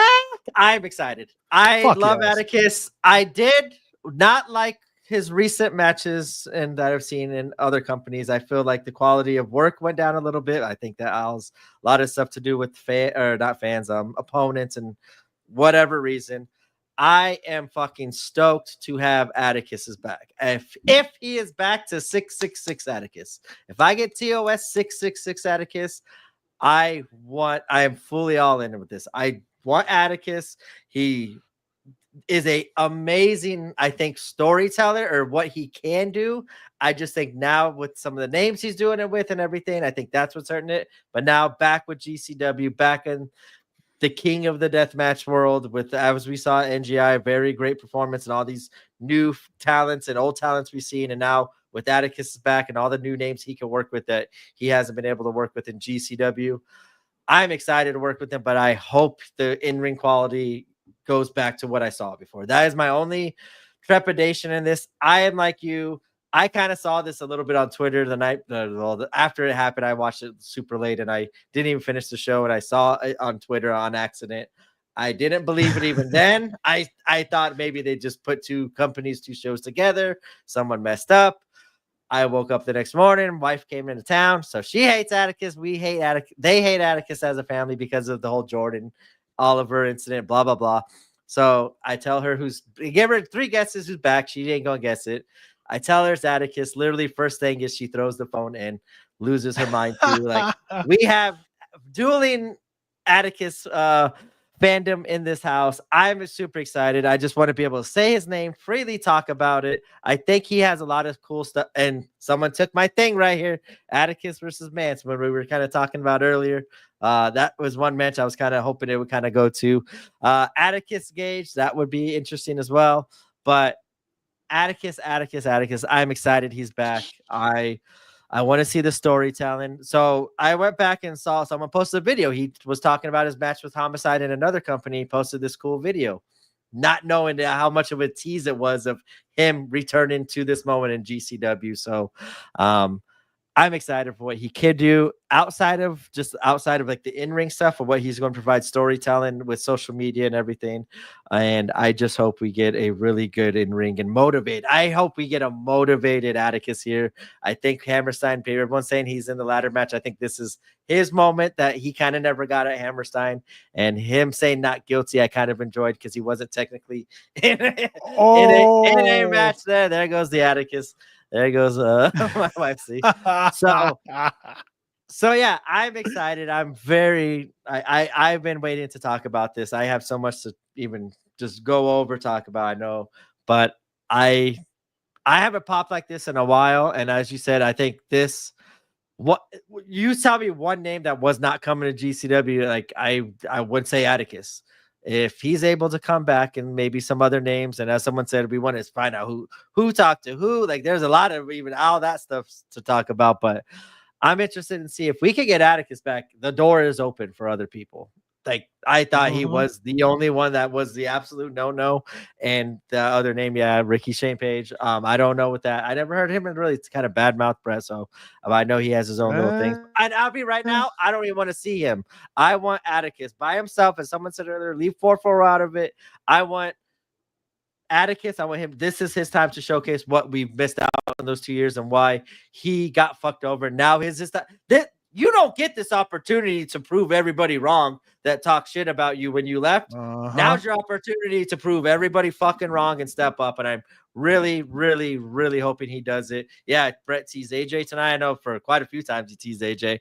AJ's another name we've been saying we'd love to see back. With Atticus back now too. That's what I don't know. With Atticus back, as in wrestling, this was, as you said, the one thing I learned from this weekend in wrestling, absolutely never say never. And nope. That was a fucking balls move. That was boss, but no one had that on their bingo card at all.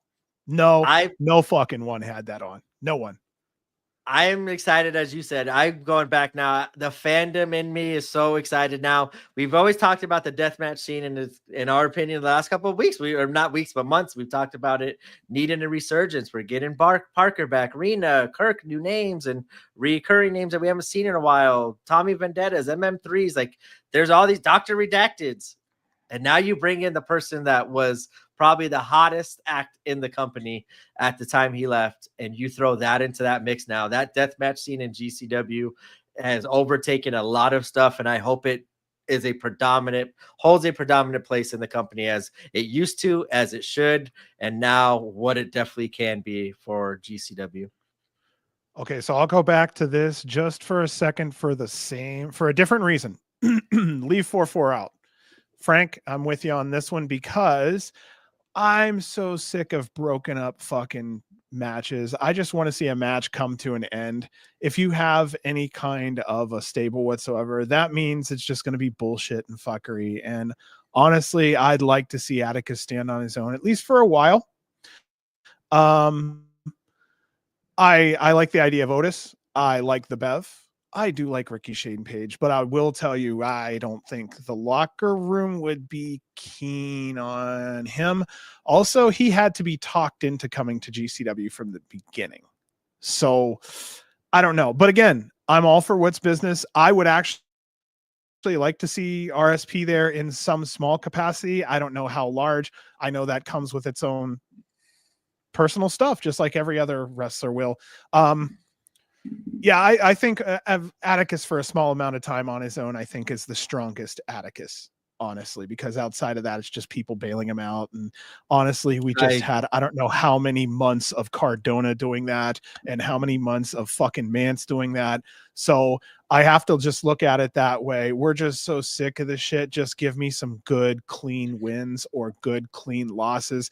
I'm just so sick of half fucking chapters. So sick of half chapters. I just want to see real sufficient endings and real good wrestling.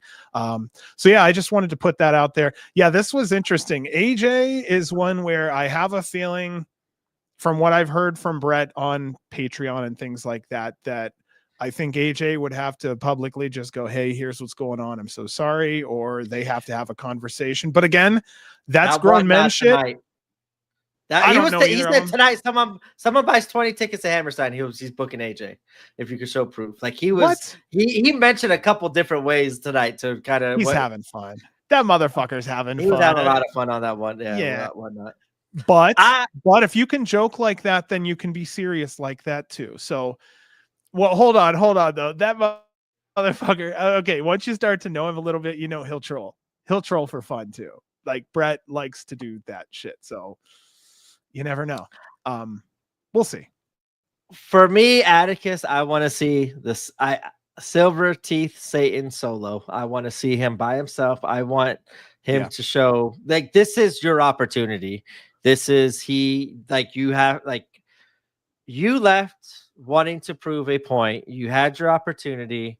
Now you're back here to prove why you left, and this is your shot. And I hope he gets a fair opportunity. Regarding booking and everything else, I don't know how all that works, but one person buying the 40, just one person buying 40 and showing the receipt. That's what he said. One. But that's for me. I'm excited that the little kid popped like that. The little GCW fan in me popped like that. I cannot believe he's back. He ripped up. I saw this. I swear, like even if I saw this time, I didn't see the spoiler. I would not have believed it. I'm like, oh, Cardona's getting good at this. He did Moxley. He's done Gage. Now he's acting like Atticus. Like he's smart. He's doing good. But we have a lot. I'm excited. Atticus being back he was my second favorite wrestler in GCW at that time, outside of Jordan Oliver. So to see him back and seem like in this capacity and at this time, is a shot in the ass. I think the death match in GCW really needed to right now to go overboard and take it to the next level. Well, you know what? We're just going to say fuck it tonight. Here we go. You got Reed going Necro Butcher. I mean, that's another option that, some people are not going to be fond of, but he's out there doing his thing. We already mentioned RSP. Now we're going everywhere tonight. Bring back Nasty Leroy. Put him in the fucking ladder match. Everybody, make sure you check out the Nasty Leroy show on Body Slam. Same network on YouTube that we're on. He just started a new weekly show. Same day. Also, he is just a few hours before us. I believe he is at the 5. No, he is at the. Are you at the 4 p.m. hour, Mr. Leroy? Kind of curious. You know what? Yeah, Reed's just fucking around throwing names out. Hey, that's cool, man. Like I said, I mean, we can look at all these. There are quite a few people that, there are people that when they left GCW took a chunk of GCW with them. So yeah, see, and again, not people I want or don't want, but there's just some old names out there, and that's just who the company was a while back. Like I said, I have an idea I never put out here, or maybe I did just shortly, but I'll be the unpopular one. I'd love to see a GCW unsanctioned show. One night where we bring in who we bring in, let them have the matchups, the deathmatch matchups that we normally wouldn't see. Whoever doesn't want to watch doesn't have to watch. One night only. I don't know. Maybe we need to have a GCW one night only homecoming type thing where we just, but up there we go right there. 5 p.m. Nasser said his show is at 8 p.m. Eastern. That's 5 p.m. Pacific. Same network we're on. You get a chance, go check him out. Give the brother some love. Yeah.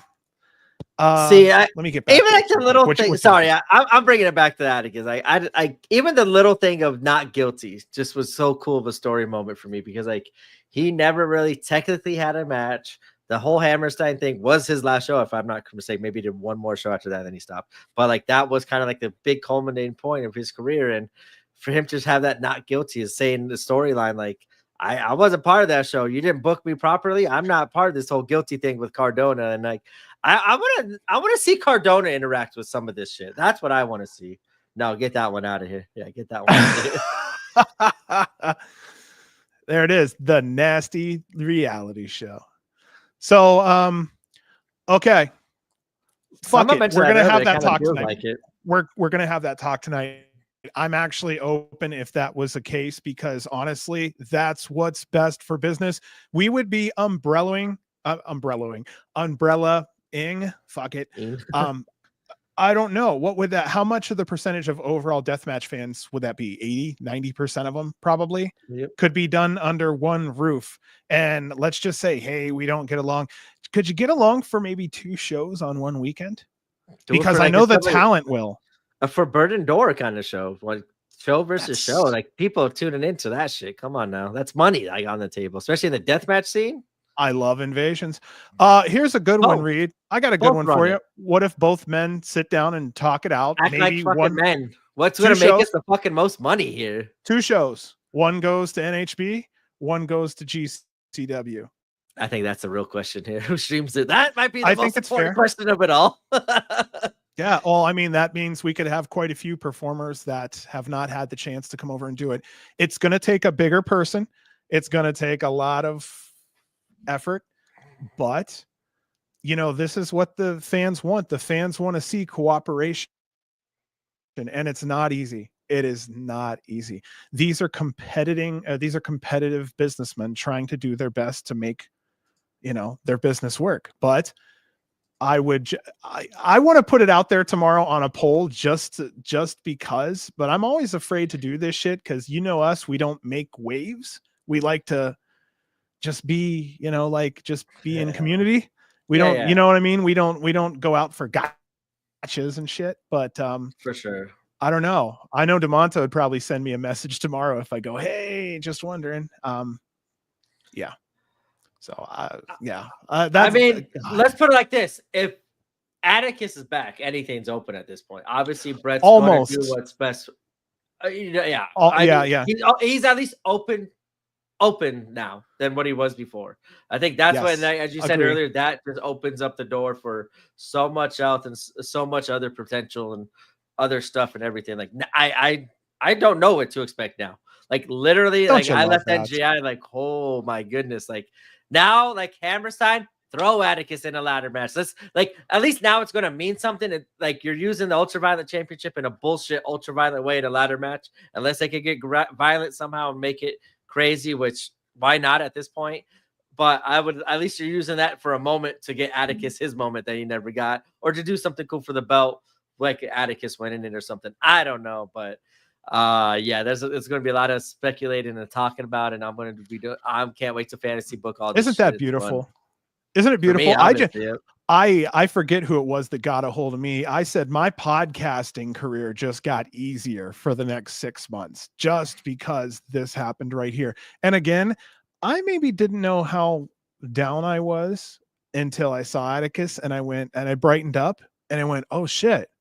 Wow, I feel like I was maybe in a little bit of a lull. This pulled me out of it. I'm just being honest here. Refreshes everything. Like I said, I kind of hope this NGI would refresh the deathmatch scene in some way, with Kirk being the champion, with Sawyer Wrecks kind of retirement stuff, and then how it played out. I was like, it was a good show, but for me, it didn't push where we're going from here till Hammerstein, from what she said. Now it just felt like there was a bunch of dead space. Now between here and Hammerstein, even though the belt's not even going to be involved, it seems like I'm excited of what this turns into. Like, and we started this earlier, so I didn't want to bring this up. She's not. Oh shit! I hit it and then I lost it. I should not have done that. Oh, I can't find it. Damn, I actually hit the star instead of show. Reed brought up, she's not technically retired yet. She kind of made mention that she will see us at Hammerstein. So it would be kind of funny to screw Atticus over twice at Hammerstein on his return. Ooh. I think that would be interesting. But that comment that Reed said, I caught that too. And I was wondering, what's your thoughts on that, Reed? And everyone else in chat, and yours, John, what's your thoughts on, is Sawyer done? Like, it made it. She might make an appearance one more time. Dude, anybody can show up and deliver a choke slam. You know what I mean? Anybody can come swing a light tube. That doesn't mean they're wrestling, but that does mean they're interfering. You know, Jeff Jarrett style, JBL style, come in, pull one thing, get the fuck out, kind of thing. I could definitely see her coming in on that moment again. That's what I was thinking too. Atticus going to get the ladder, wins it, but then Sawyer comes out, the crowd pops, he choke slams Atticus. Like, you gave Atticus his moment, but then did you really do it? But then also, like, fuck it, you left for however many years. Maybe you don't deserve it at this time. You got to earn the shot again. And I've always said I hated people that left and came back and got thrown into it. I'm making an exception on this one because this was probably the favorite for a lot of fans to beat Jon Moxley at Hammerstein at the first show to be champion. So I think this is a different situation, and I think he could do, like, I don't want to poo-poo his moment, but I want to see Sawyer get a full-on moment, but I think she did. Even though she got her moment here and it got fucked up, I think as a wrestler, that's what your job is to do. As you leave, make a moment for someone else and don't have to come back. I don't think she has to come back. I think Atticus sent her out a good way. She got her flowers. She got to win. She got to leave out on top. And now she just put over probably the hottest thing in GCW and the hottest act right now. And as a wrestler, like, I'd love to see the wrestlers on their way out feed the young talent and give back. And I think if she's done, if we're done seeing her, I'm cool with it and happy with what she did. But if she could come back one more time and get a cool moment at Hammerstein, I do think she deserved it because she was not at Hammerstein the first time. Oh my goodness. We got feisty language going. No. What happened? Everybody, no, we're talking about, yeah. Okay, here we We're go. all good, guys. Yeah, they're talking about how we've got 11 shows. True. So Rose's saying that is not a lot. Reed's saying that it's more a lot. And yeah, it just depends. You can shove a lot into this, but it just, you never know. What are you thinking, B? And then nowadays, like, you gotta, if you just, let's take WWE, you got 11 shows. That's like 2 months. If you count Raw, SmackDown, twice a month, there's 8 shows, or you got like a little over a month and a half to build a show up. But now you got over 2 months to do it. Now in this day and age, you got fucking social media. You got to get these Hammerstein tickets sold. I would want to see some more ideas to get the fans into Hammerstein and building. And I think all this time now with social media, we saw Leo Rush and Bailey go back and forth with 5 different promos in one day just on social media. So I think there is plenty of time to start telling good stories and not have to rush it. And now in that day and age.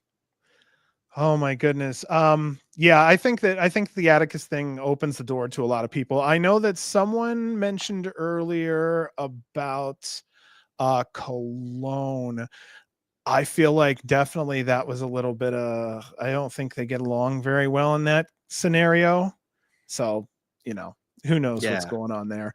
I'm in the situation where I think that we need to give Atticus the UV title because I feel like he's okay, either him or, as our East Coast correspondent was talking about, Dr. Redacted is on fire. There's those two going at it would be an interesting match also. Build Atticus up. Build Dr. Redacted up to Atticus. Build this is what I'm great about the storytelling. Some of these things, like, That's what Violence is Forever is missing as a heel tag team. You're not building up faces to make it a cool moment. Like, what beats Violence Forever? Cool. We got new champions. Hey, but like, imagine building up the garbage daddies at this point, building them, let them get wins, have a feud, get the fans invested to get these damn belts off Violence Forever. Like, I want to see Dr. Redacted built up to an Atticus match, and Atticus just like, that would be, I right now would put on Atticus more than Dr. Redacted just because of the statement that this show made. But Dr. Redacted definitely, I think, should be first in line to go after the belt with Atticus, but build it up, not just announce a match and have them fucking wrestle. Build it up. I want to see stories with our championships. Like, just give me 5 stories, 4 stories, however many belts. The rest, put on fucking showcase cards and spotlight cards and all-star cards. I'm all for it. I'm in. But in my opinion, that, especially going into Hammerstein and Collective, that's how I would start booking it. Drew Parker versus Atticus. Get out of here. I'm done. I need a break. All of this is good for business, guys. As fans, we're all thrilled. This is the type of buzz that the deathmatch community needed, and so did GCW. I think that we've played it clean and nice for quite a long time, and just like the WWE of the pro wrestling scene, I feel like GCW is the WWE of the independent scene. At any point, they all should be able to get under one roof in a perfect world. But I feel like if there's anybody going to be getting and gathering everyone together on the biggest stage, that's GCW. So that's why I said I think it's a boss move, going out and pulling something like this. I like knowing anything's possible. For the longest time, I felt like it's just not. And I'll say it again, too. I feel like the fans have kind of canceled quite a few wrestlers that we've kind of lost on some matches. And honestly, I'm not saying that that's good or bad, but you know, there are some people I would like to see, and I have to go outside of the company to go see those. So I would like to see that here more than anywhere else, because if there's any company that's more responsible for putting on a proper death match, it's going to be GCW at this point. ICW, NHB, and GCW all day long. I would love to see it. I understand that they're different, but they're similar. So, Kev, oh boy, you know, he had his time back in the day. Rewatching that number 3, that was kind of dude crazy. Okay, so yeah, you and I are out there looking at NGI 3. We're kind of doing some notes. I haven't seen it for the Patreon. Yeah, like I if that's what they're going to talk about, I haven't seen it in a while. Yeah, that's going to be a fun one. That's going to be a fun one out there. Yeah, NGI 3 kind of gave us a little kick in the pants of how things were, and it's like, damn, man. Yeah, I can currently confirm Brett was completely trolling. You can't buy more than a. That sounds like him. I'll be honest, like he didn't drop his name once like it was a troll. It was many times, so I don't know. He's having fun. He's having AJ fun. just tweeted out yesterday, I want to be back in GCW. He said, fuck it, I want to go back to GCW. Next day, that's AJ though. That's AJ though. Well, remember, there was another name or two that wanted to come back, and they would drop them later for fun. I think there's only one name. I think that because as someone said, like they talked about the family and stuff, and like that's something. Yeah, that's like, not good. No. And and I get that, but I mean, Atticus is back. I don't take. I as you said, the door's open. Anything goes. Never say never. I am so. Everything's unpredictable right now, and I'm happy that is a thing. Well, I think that if AJ wanted to get a hold of Brett and honestly have a conversation with him, that would be something that is between two men. Yeah. I want to talk, but I don't want to talk, but it's none of my business, but it is kind of my business. Like, you know what I mean? Okay, well, let's get back to it here. Was there anything else about this situation that you were thinking of you wanted to mention? I'm excited, man. I'm excited. Deathmatch wrestling. Like I said, I've kind of, I'll be honest, like most of the year, I was like, okay, they're cool here and there. They're cool here and there. I like to see them. But I just felt like it was missing. GCW is missing something. They started bringing in the talent, the MM3s, the Vendettas, the Doctor Redacteds. We brought Hoodfoot back. We haven't seen him out. Or invite, like, we're starting to refresh the scene. So I was starting to get back into it. Oh, yeah. I'd be singing that. That'd be crazy. There we go. I memorized. Dude, I memorized that fucking song, and then he was gone. I didn't even have a chance. Like, I memorized the words. I'm like, when this happens, I think that one might be the truer statement if I remember that story correctly. But yeah, I'm just excited. Like, anything could happen now. The death matches for me, like, before I thought that deathmatch belt was on par a little bit with the GCW world title because it was being defended quite often with Cologne defending it and everything. Now with all these new talents, Atticus back, hopefully we get in-ring Atticus with the new storytelling. I see the Ultraviolet just division is right now for me, the only active titles is the world and the Ultraviolet. Well, now I guess it's inactive for the next couple months, but Extreme title, that seems to be gone.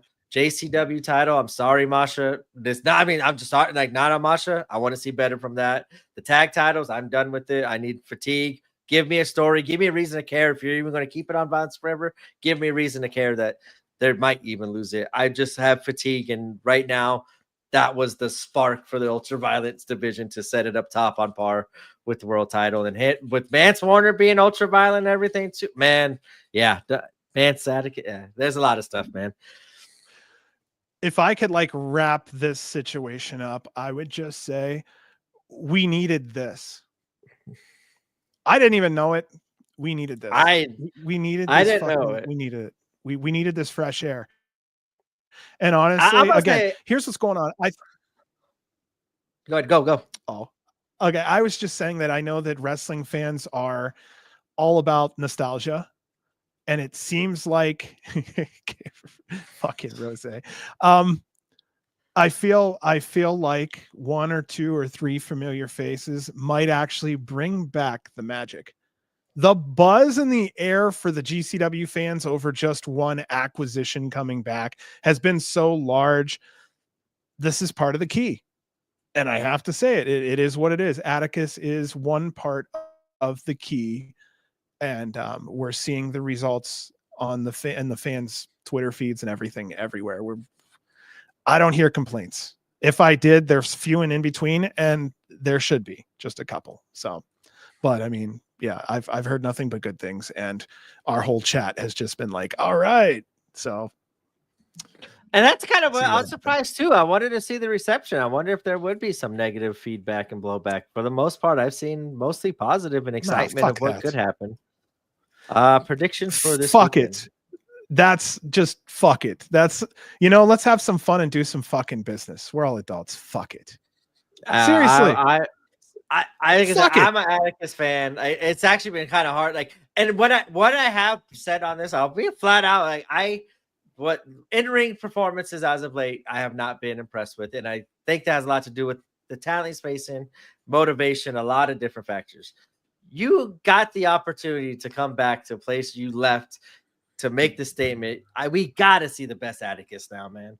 I'm just so excited that we could possibly see the best Atticus and what he could do. But I have in the past said I'm not a fan of it, so I'm like 97% excited for it. I want to see the in-ring. I gotta see Atticus in the ring to get that last 3%. But just to even think about Atticus being back and be able to say his name, be able to talk about it freely without having to worry about anything coming back to us. And not like nobody ever told us not to say his name. That was a kind of thing we just did kind of thing. Like, nobody's ever put any muzzle on us or anything. I've just never wanted to say his name because he didn't work for our company, and what he was doing at that time was not relevant to what we were doing, but he is absolutely relevant now, and I'm excited for it. That's a good point to hit on. I think we've talked about this, I think, on an interview with a gentleman. We've never been told what to say. We've never been told what not to say. We've never had anyone contact us before in an official capacity or an unofficial capacity and say, hey, don't say that or don't mention this. I figure that might be fair to say. I don't know if we've ever really said that out loud. Anything we haven't mentioned, we've done that out of purely respect, because, I mean, a lot of us feel that if they're not on the card, they're not on the card. And when they show up, that's something we talk about because our job is to review. So tonight we kind of got into some fun talk, and I'll be honest with you, it's nice to do that with community. But I now got we're a in a little heat in there. situation. Everybody, we all love each other. Okay, Yeah. we all could think differently. It's okay. We all love each other. I didn't like what I saw Yeah. earlier in the chat. We gotta get our chat back in check there. Actually, I think just what it is it's the smallest of disagreements. Some Oh, I says know. 11 is this. Fuck. Yeah, whatever.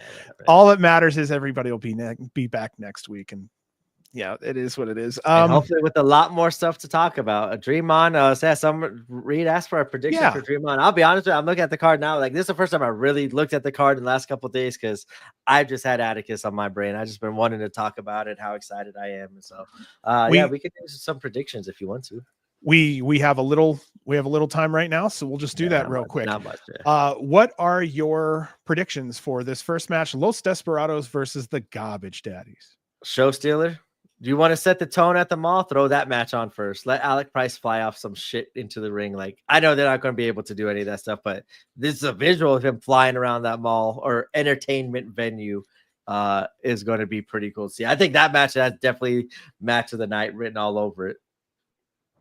I think those Garbage Daddies get the victory. All love. Yes. Thank you, guys. All fucking love. All love, guys. Yeah, look at this here. Ricky Morton.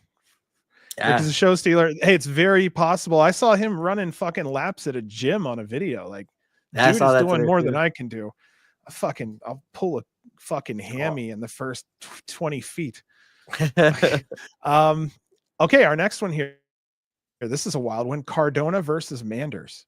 That's just beef on beef. I'm happy Manders gets his match.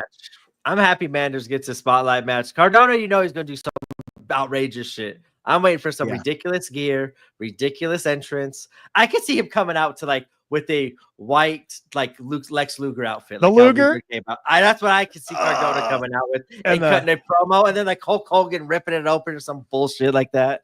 Whoa, he's got the Wisconsin waterfall here. Santana Jackson's on this card. Did I miss that? I saw Santana Jackson, so I'm like, whoa. Yeah, I want to see Manders.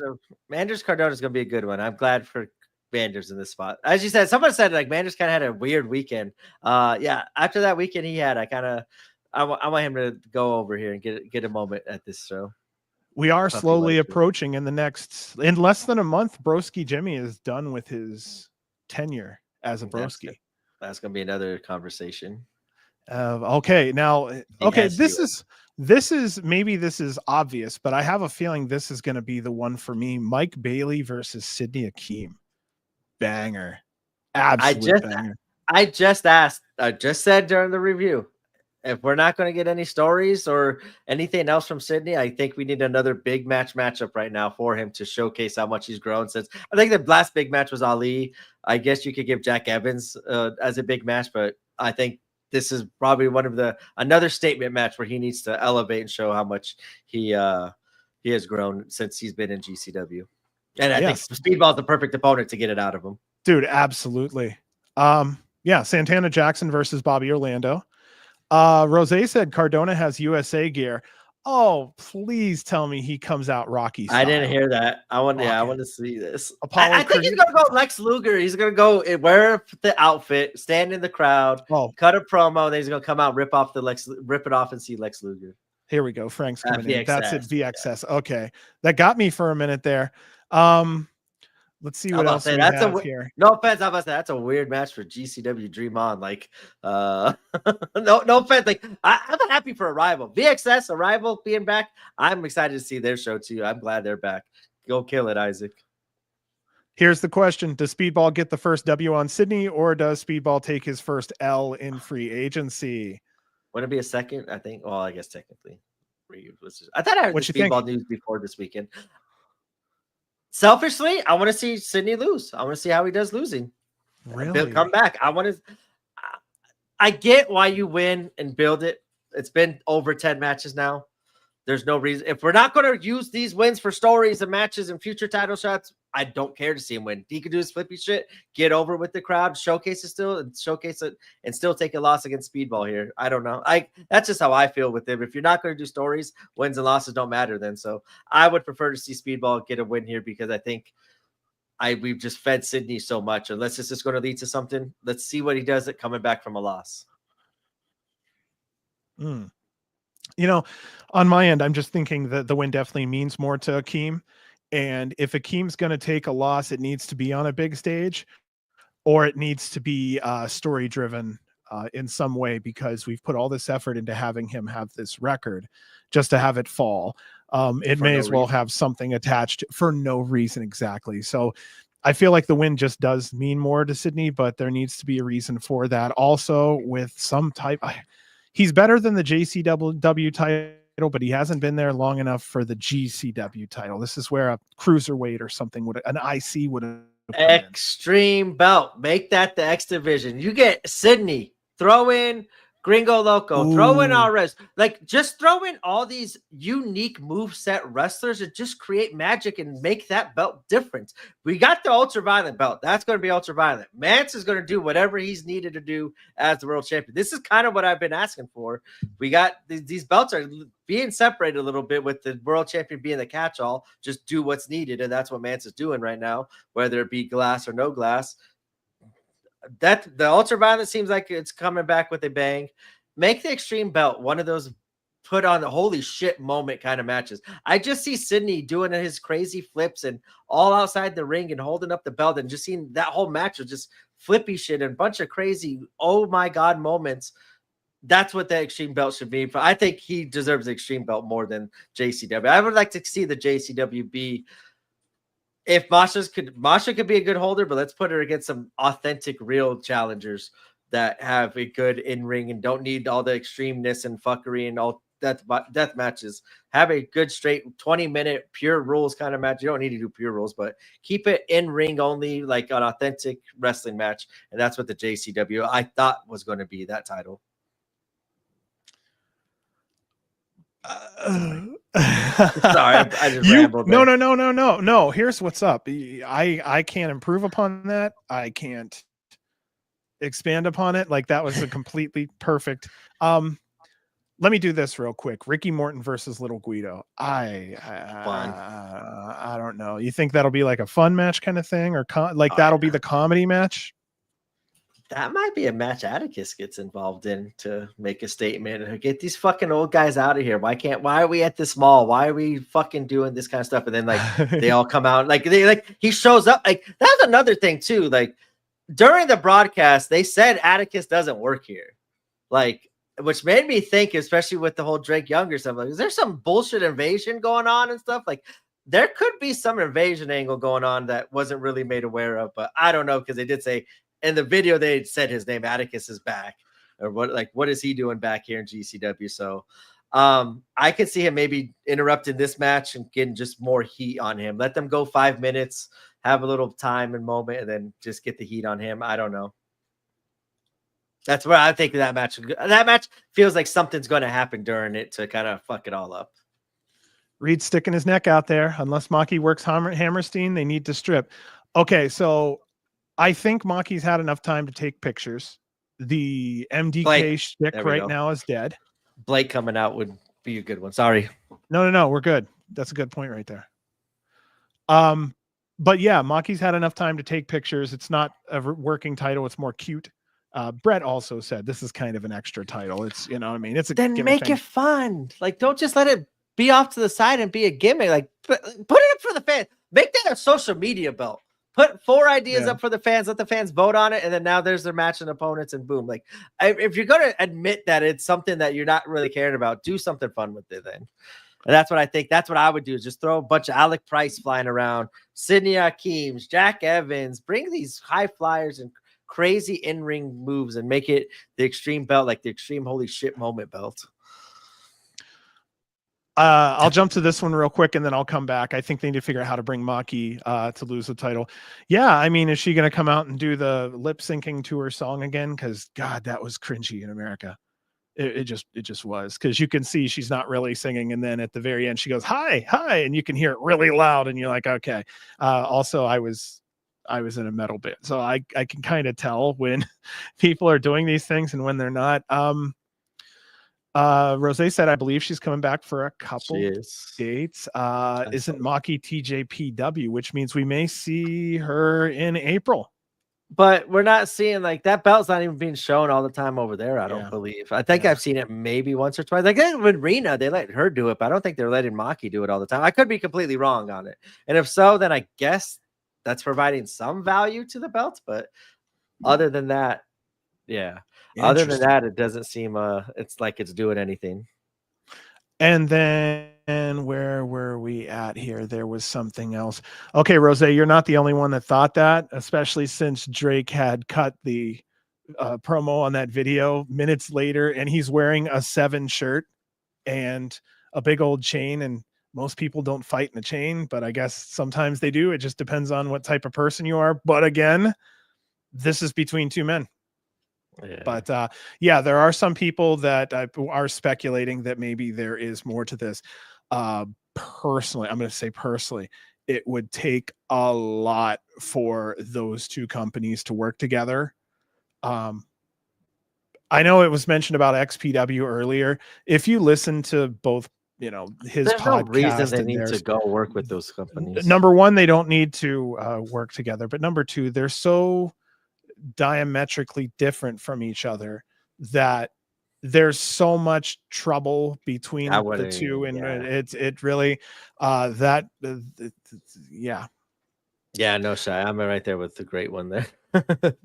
Yeah. But Brett and Danny, though, yeah, I could see. I mean, given the situation, they're working within the same atmosphere. They primarily have the same upbringing, so to speak, in the wrestling scene. Let's be honest. What happens if someone decides to just go, you know what? I'm going to do this for the money.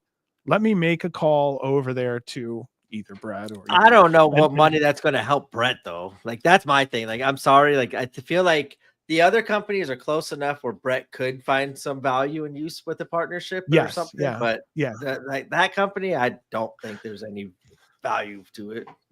Yep. And Rose said here, it's all about money. I mean, this would have to be something where, and again, Frank, never say never.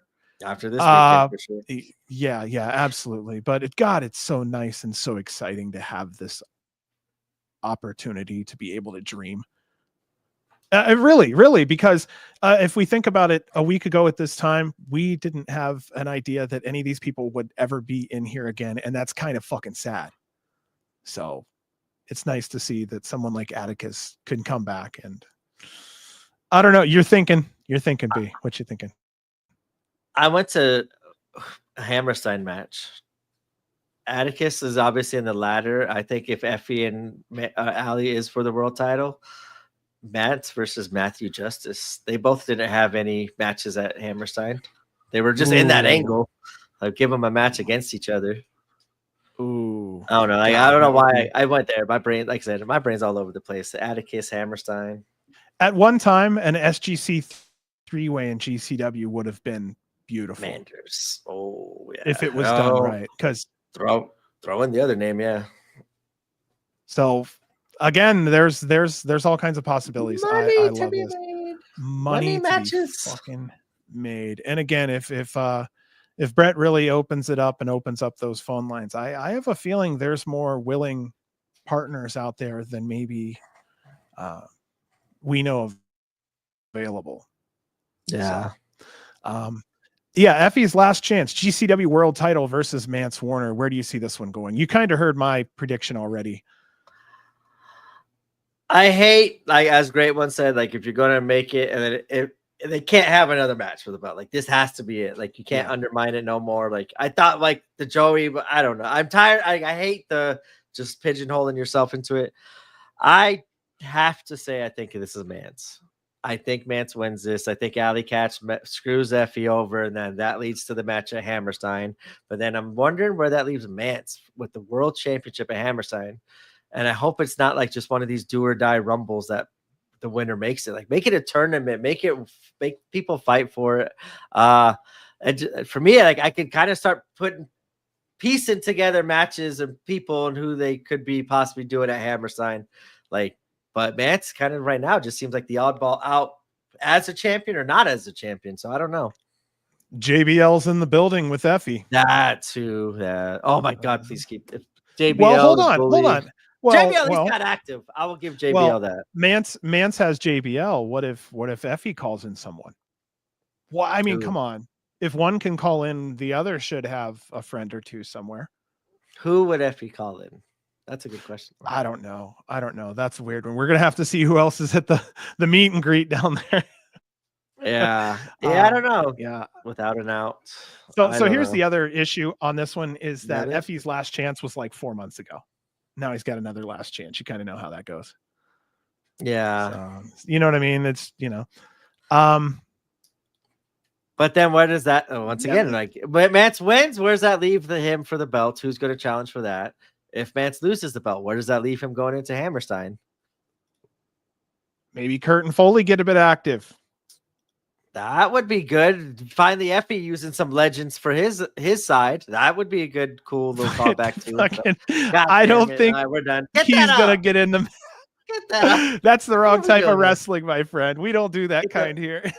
Get the blur out. What are we doing over there? Fucking love you, Rose. That's great. I didn't even think about that. Yeah, Kurt Foley helping out Effie to counteract that. That would be cool. Give Effie a moment.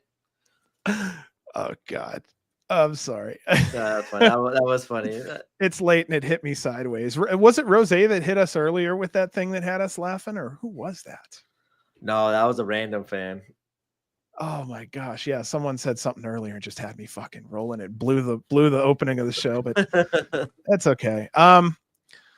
Let's see here. So there was that one. And then Mick Foley, Kurt Angle. There are two performers on this card that don't have a match yet. They may get matched up against each other. Megan Bain versus Masha Slamovich, possibly. Bain taking the JCW. I'm happy with Bain taking JCW title off. I think it fits more Bain than what Masha is right now. Yep. And if they feel like they can keep her for another 4 to 6 months, or Janela can keep her for another 4 to 6 months, whatever, why the hell not? The fans are behind her. And, a lot of people like what she's doing. She has a 20-win streak too. Make that for something, even though she did lose recently. But hey, that's okay. I'll tell you right now. I wish my football team was at her fucking record right now. Right. But yeah, that was Saturday, November 23rd. GCW's Dream On from the American Dream Mall in East Rutherford, New Jersey. I'm going to mention the other show that we have here. This will be Sunday, November 24th, Josh Barnett's Bloodsport 12. This will be from the White Eagle Hall in Jersey City, New Jersey. We have Marina Shafir versus Jody Threat, Sumi Sakai versus Carmen Petrovic, Josh Alexander versus Mike Bailey, Charlie Dempsey versus Akira, Dominic Guarini versus Kevin Koo, Li Ying Lee versus Masha Slamovich, and MVP versus Josh Barnett. And I have no predictions because I don't know much about some of these, but the Violence is Forever match off looks kind of cool. There's my story. Dempsey, there's an easy story. Someone wins, someone loses. There causes a friction, and that causes them to lose the belt. There, give me my damn story. It's easy. Wrestling is easy, man. I'm trying to. I don't know. I'd like to not get my ass kicked if I have to go see them in LA anytime. No. They're both gonna kick my ass. I don't care. No. Absolutely. I love them. If you have them a story, they stay champions. Give them at least people to feud for, create a story, and make their win mean something instead of just a random team again and another random defense. I think that's a fair thing to say. Let's see. Josh Alexander. That's going to be the match of the night. I think it very well be because Josh is on his way to retirement.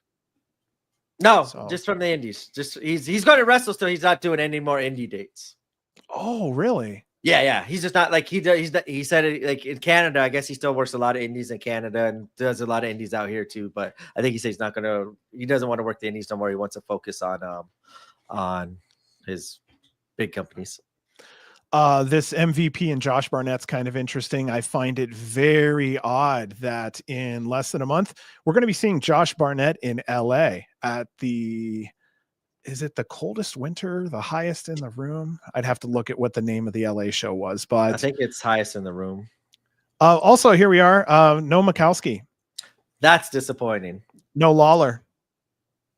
Also worth knowing, because he was thank you, Great One, highest 3. Great One, if you're going to be there, I want to make sure I say hi to you. It's been a little while and I'm not on the Vegas scene as much. What's up, brother? Let's put it like this. This is what Atticus did. I'm buying tickets on payday to LA. Like I just in case something happens. Atticus, I didn't even think about that. Atticus is back in the fold. Like that is a automatic. Like that's right. That's a ticket. Ticket right sales. So he's selling tickets. Like he sold one already for me. But as you mentioned earlier, bringing back those fans that maybe have lapsed when stopped watching when he left because they felt a product a certain way. Now that he's back, I think he is going to bring some more eyes back. And I think now is a better chance for him because we have a better product, I think, to put out now. Okay. So I'm going to kind of give it away. I've actually said that before. Don't kill me, guys. For me, I'm not the biggest fan of Bloodsport. I only say that because I watch a lot of UFC. Not as much MMA as just mostly UFC, and seeing the handwork and seeing how they're kind of ginger on each other. I would actually like to see them be rougher on each other. Like if they were just sparring on an average day at the gym, I want to see full on sweat. I want to see some guys be rough with each other. That's what I want to see. Versus Akira. Yeah, I want to see some strikes because most of these guys spent their entire life taking strikes. I want to see some bruises. I want to see a little blood. But anyway, I wanted to put it out there because it looks like there are some other people that they're not the biggest. To me, I like the weapons. I like the jumping. I like the high fly. I like all that stuff. And I feel like when we do Bloodsport, we're going back to like 1920s or 1930s wrestling, which to me is not, but again, that I think for me, it's because I watch UFC is maybe why I don't. I'm trying to be honest about this. I'm the same way. I am a giant UFC fan. Like, yeah, that's another. We can start a podcast on that even. I like it when it is showcased like how Speedball Akira was. That was a flash knockout. One of those holy shit moments that just happen and you don't expect it. That happens in fights. I like to see the ground. I want to see like a Gresham in Bloodsport, like a jiu-jitsu artist. Like he's a jiu-jitsu specialist there. Like I like to see like the groundwork and stuff like that. I absolutely get why people don't like Bloodsport. Why are you going to watch the fake shit when you got the real shit at home? Like I absolutely get that. Yeah. But if can be told in cool ways with certain, like I think certain talent just fit Bloodsport where he's, but like I think it could be with certain talent and certain matches and how it plays out and rolls it out and everything. It could be really good, but I absolutely understand why people hate it because I get it too. Like there's some points I'm like, okay, like the collective one I don't think was that good, and I think I even said I want to see more knockouts and realism. The last Bloodsport, we got the realism. I got my flash knockout, so I just hope it could be done and acted and performed in a way that makes it realistic to get fans to kind of believe it. But I guess Gresham rolling around with somebody on showing jiu-jitsu stuff and in a Bloodsport, I think would be kind of cool. Yeah, a lot of negative Bloodsports here, man. I'm like the only one here. No. So okay. I've listened to this for a long time. I'm going to tell you the undercurrent is I feel like there's 60 to 70% of us that don't care for Bloodsport. And I feel like a lot of us are just being polite because when we start to see it here, we're like, I'm starting to see a lot of people. It's too vanilla for a lot of people. And but that's a matter of taste because I don't want to be disrespectful to anyone also. So. And it's just a different style of wrestling. Like, yeah. Like Japan used to do these things in Ryzen on New Year's Eve. They used to have like these 8-hour kickboxing, jiu-jitsu matches, pro wrestling matches, MMA but like you got to see like in that even kind of setting in the spectacle of it, like the different kind of ways. And like if it's performed and showcased in a good way, I enjoy it, but there are different ways where it's not showcased as well. It could be. And I get some of the hate too, but some of the matches too, like are, as you said, are built to justify why Bloodsport is there. And someone says I read Speedball's like seems to be that person. Or no, Great One says this Speedball's that person. I'm the same way. Like I feel like, but he's like the embodiment I feel of Bloodsport. He comes out in that karate gear, like he screams Bloodsport when he comes out to Bloodsport. And I want to see more talent like that can work that style in a special way. I feel like Bloodsport is still trying to find its legs. And I think that once it realizes what stories work for its format and which stories don't, they'll get it under control. There have been some very quicker finishes, not the ones you're talking about, P, but you and I both know there have been some finishes where we were like, was that it? I guess that's it. You know what I mean? Yeah. Like you'll see two And it people was fall like a out of the ring. suplex. Well, yeah, Or and that, then yeah. you'll see two people fall out of the ring and they'll say, okay, get in. And then you'll see two people fall out on a different show and it's like, okay, they're gone, they're out, count out. And like, wait a minute. So I feel that it just needs to find its legs a little more. But the problem is just, right here. I want the pageantry it had at the Japan show. The Japan show made it feel like Yes. a big spectacle. Like it was awesome. It felt like and the talent an event. that they had. Yeah, you brought in former MMA fighters, former kickboxers. Like it felt more real than like I'm a huge Rampage Jackson fan. That was an awful performance. Like Rampage throw better punches than that. Sorry, he slapped me once. I don't give a fuck. He slapped me again. I don't give a shit. But like it needs to be looking like you could spar at 70%, knock somebody in the face and not hurt them, but it. To the average eye, to the wrestling fan's eye, you knocked him inside the head, and that's more contact you've ever seen in wrestling. You could pull back your punches. I want to see more of that kind of stuff. I don't know. It has its place. I just said it's finding its footing. Sometimes it really hits the mark for me. Sometimes some matches totally miss and endings. I'm like, what the fuck was that? But it's hit or miss. But I enjoyed it. I only put this up for one thing. If you've been around BJJ, guys. It's just the shooters trying to get recognized. Those dudes are like vegans. They can't help but tell you they are shooters and real fighters. Yeah, get that point. Let me tell you, feel free. Anybody who knows any BJJ guys, raise your hand if you know a guy over 45 that's a black belt that wants everybody to know he can still kick ass. All of them want to show the young guys they're still awesome because they got a black belt 5 to 7 years ago. Fine. But, see, and this is why Kev is saying it, because he's coming from the industry. There's a lot of older guys that want to believe they're still 25. And that does show up sometimes in other places. I think the true draw is that you'll have people like CM Punk, aging performers that will want to not put the pressure on their ankles of jumping from the ropes anymore. And maybe they just want to go to ground-based wrestling without the injuries. I actually think that this form of blood sport may be safer than some wrestling matches. What was that company that like Shamrock in Japan? I want to say it's like it's on the tip of my tongue. Like Suzuki, dude. It was Shamrock, awesome. Barnett, like that's what I want to see. Like the UPW, I think it was something. I want to see good shit. Wrestling in like that for me is like blood sport. Like Suzuki is a blood sport fighter wrestler in my opinion too, because he has that. Like Shinsuke Nakamura is a fucking name I need to see in Bloodsport. Why the hell not? He is a MMA trained. I first saw Nakamura as a MMA fighter. I'm like, what is this crazy nut doing? And then like 2 nights, it was at one of these Ryzen shows. And 2 nights later, he's on New Japan Wrestling. I'm like, holy shit, he's a wrestler too. But he is like one of these, like those are the people that I think could showcase Bloodsport and have a real looking fight while making it look like professional, or have a pro wrestling fight while making it look like a real MMA fight. I've seen more in sparring in a gym. Kev, back me up. Yeah. You have seen more in a gym. They're being paid to fucking spar. If you're being paid to fucking spar, at least make it as good as a sparring competition. I'm just being fair. Don't fake the hold, put it on the motherfucker, and then quietly ease it off of him a little and let him take control.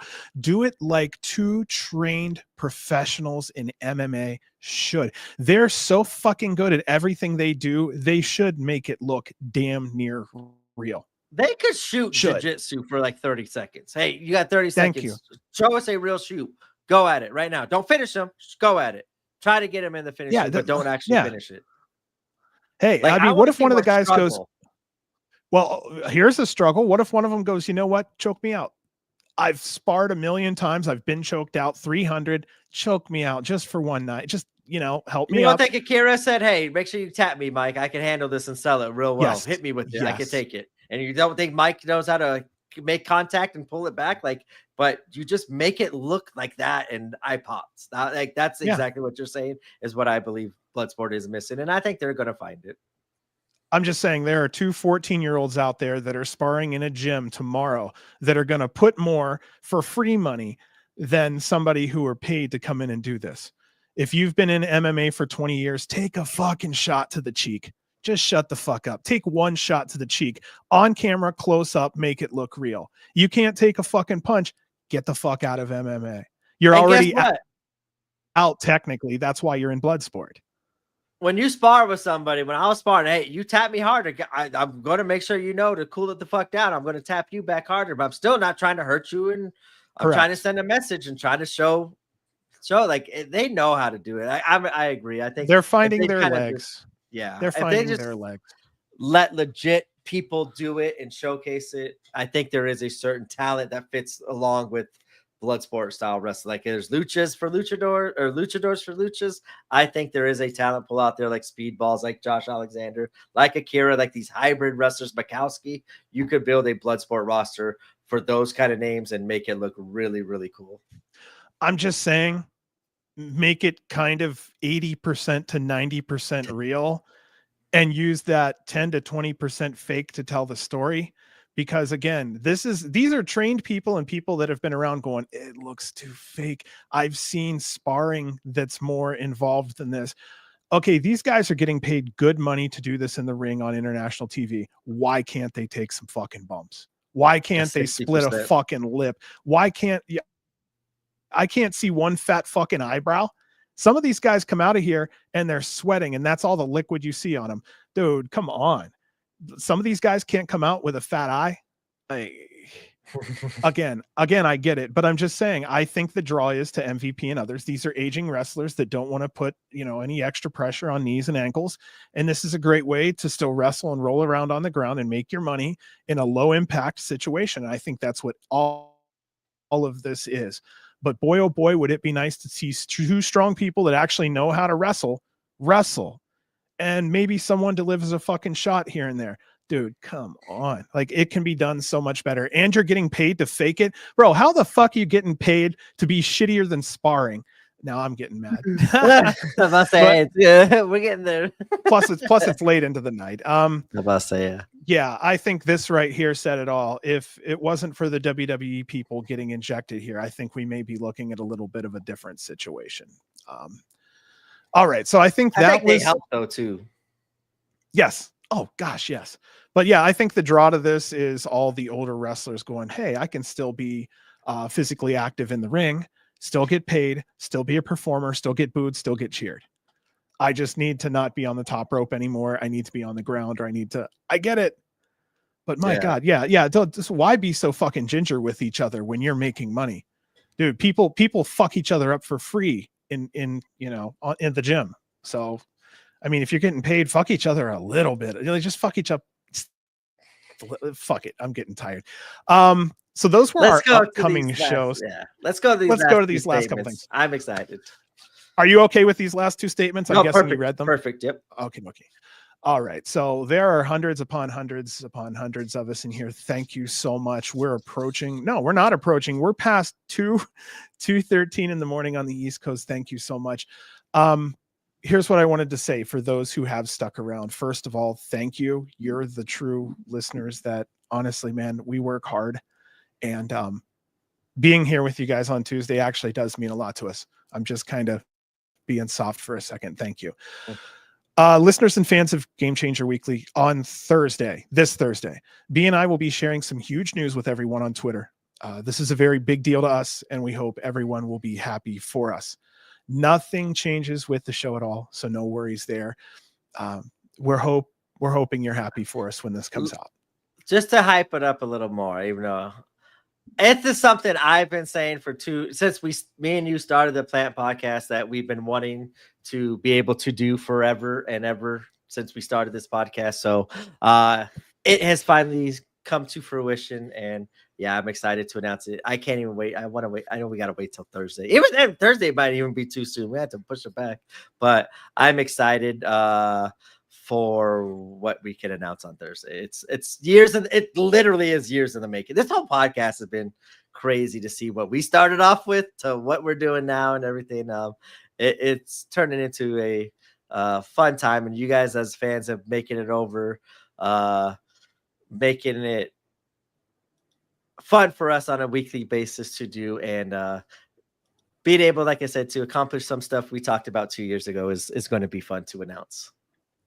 Mm-hmm. Also, on our show next week, we'll be revealing who will be our special guest for December 3rd. We said we were booked out for the year, and we were, but we had to make room for a very special guest. Consider this an early holiday present.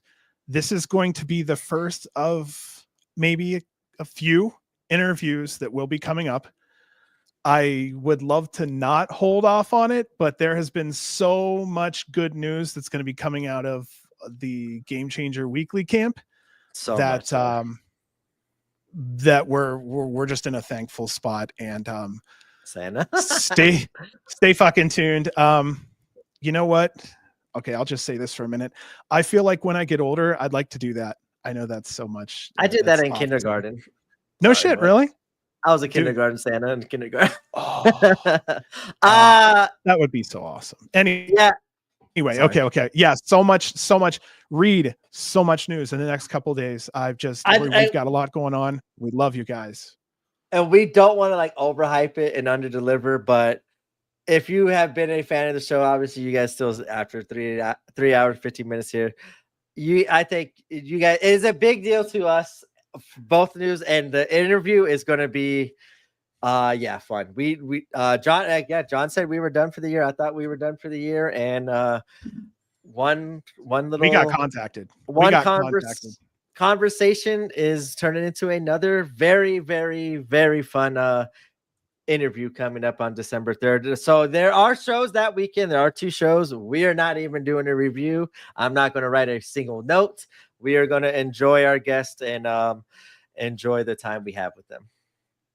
That's how big the guest is, and they're overtaking a 2-show review on our podcast. We are no review show that day. We are straight interviews. As you guys see, we kind of been planning the interviews, or trying to plan the interviews on off weeks where there are no shows to cover, to fill in and give us something to talk about for 2 hours or however long. Sometimes we have the fan forums, and we get you guys in here to cover and help us out on those off weeks as well. So that is not an off week, but it will be a very busy and fun show to cover or to have that day. I'm excited for all the news. It's exciting. All righty here. I think that's everything, my friend. I think we did it. We've got a very busy week ahead. I'm so sorry we have to do the little teasers thing, but we have to do a little teasers thing. And I just want to make sure everything's confirmed and in place for the interviews and whatnot. This is okay. So this is someone that we haven't had a chance to sit down at the house together. This was going to be a personal one-on-one with me and this person, and it just didn't work out that way. So we agreed to do it this way in a small series. And we're right there. No shit, guys.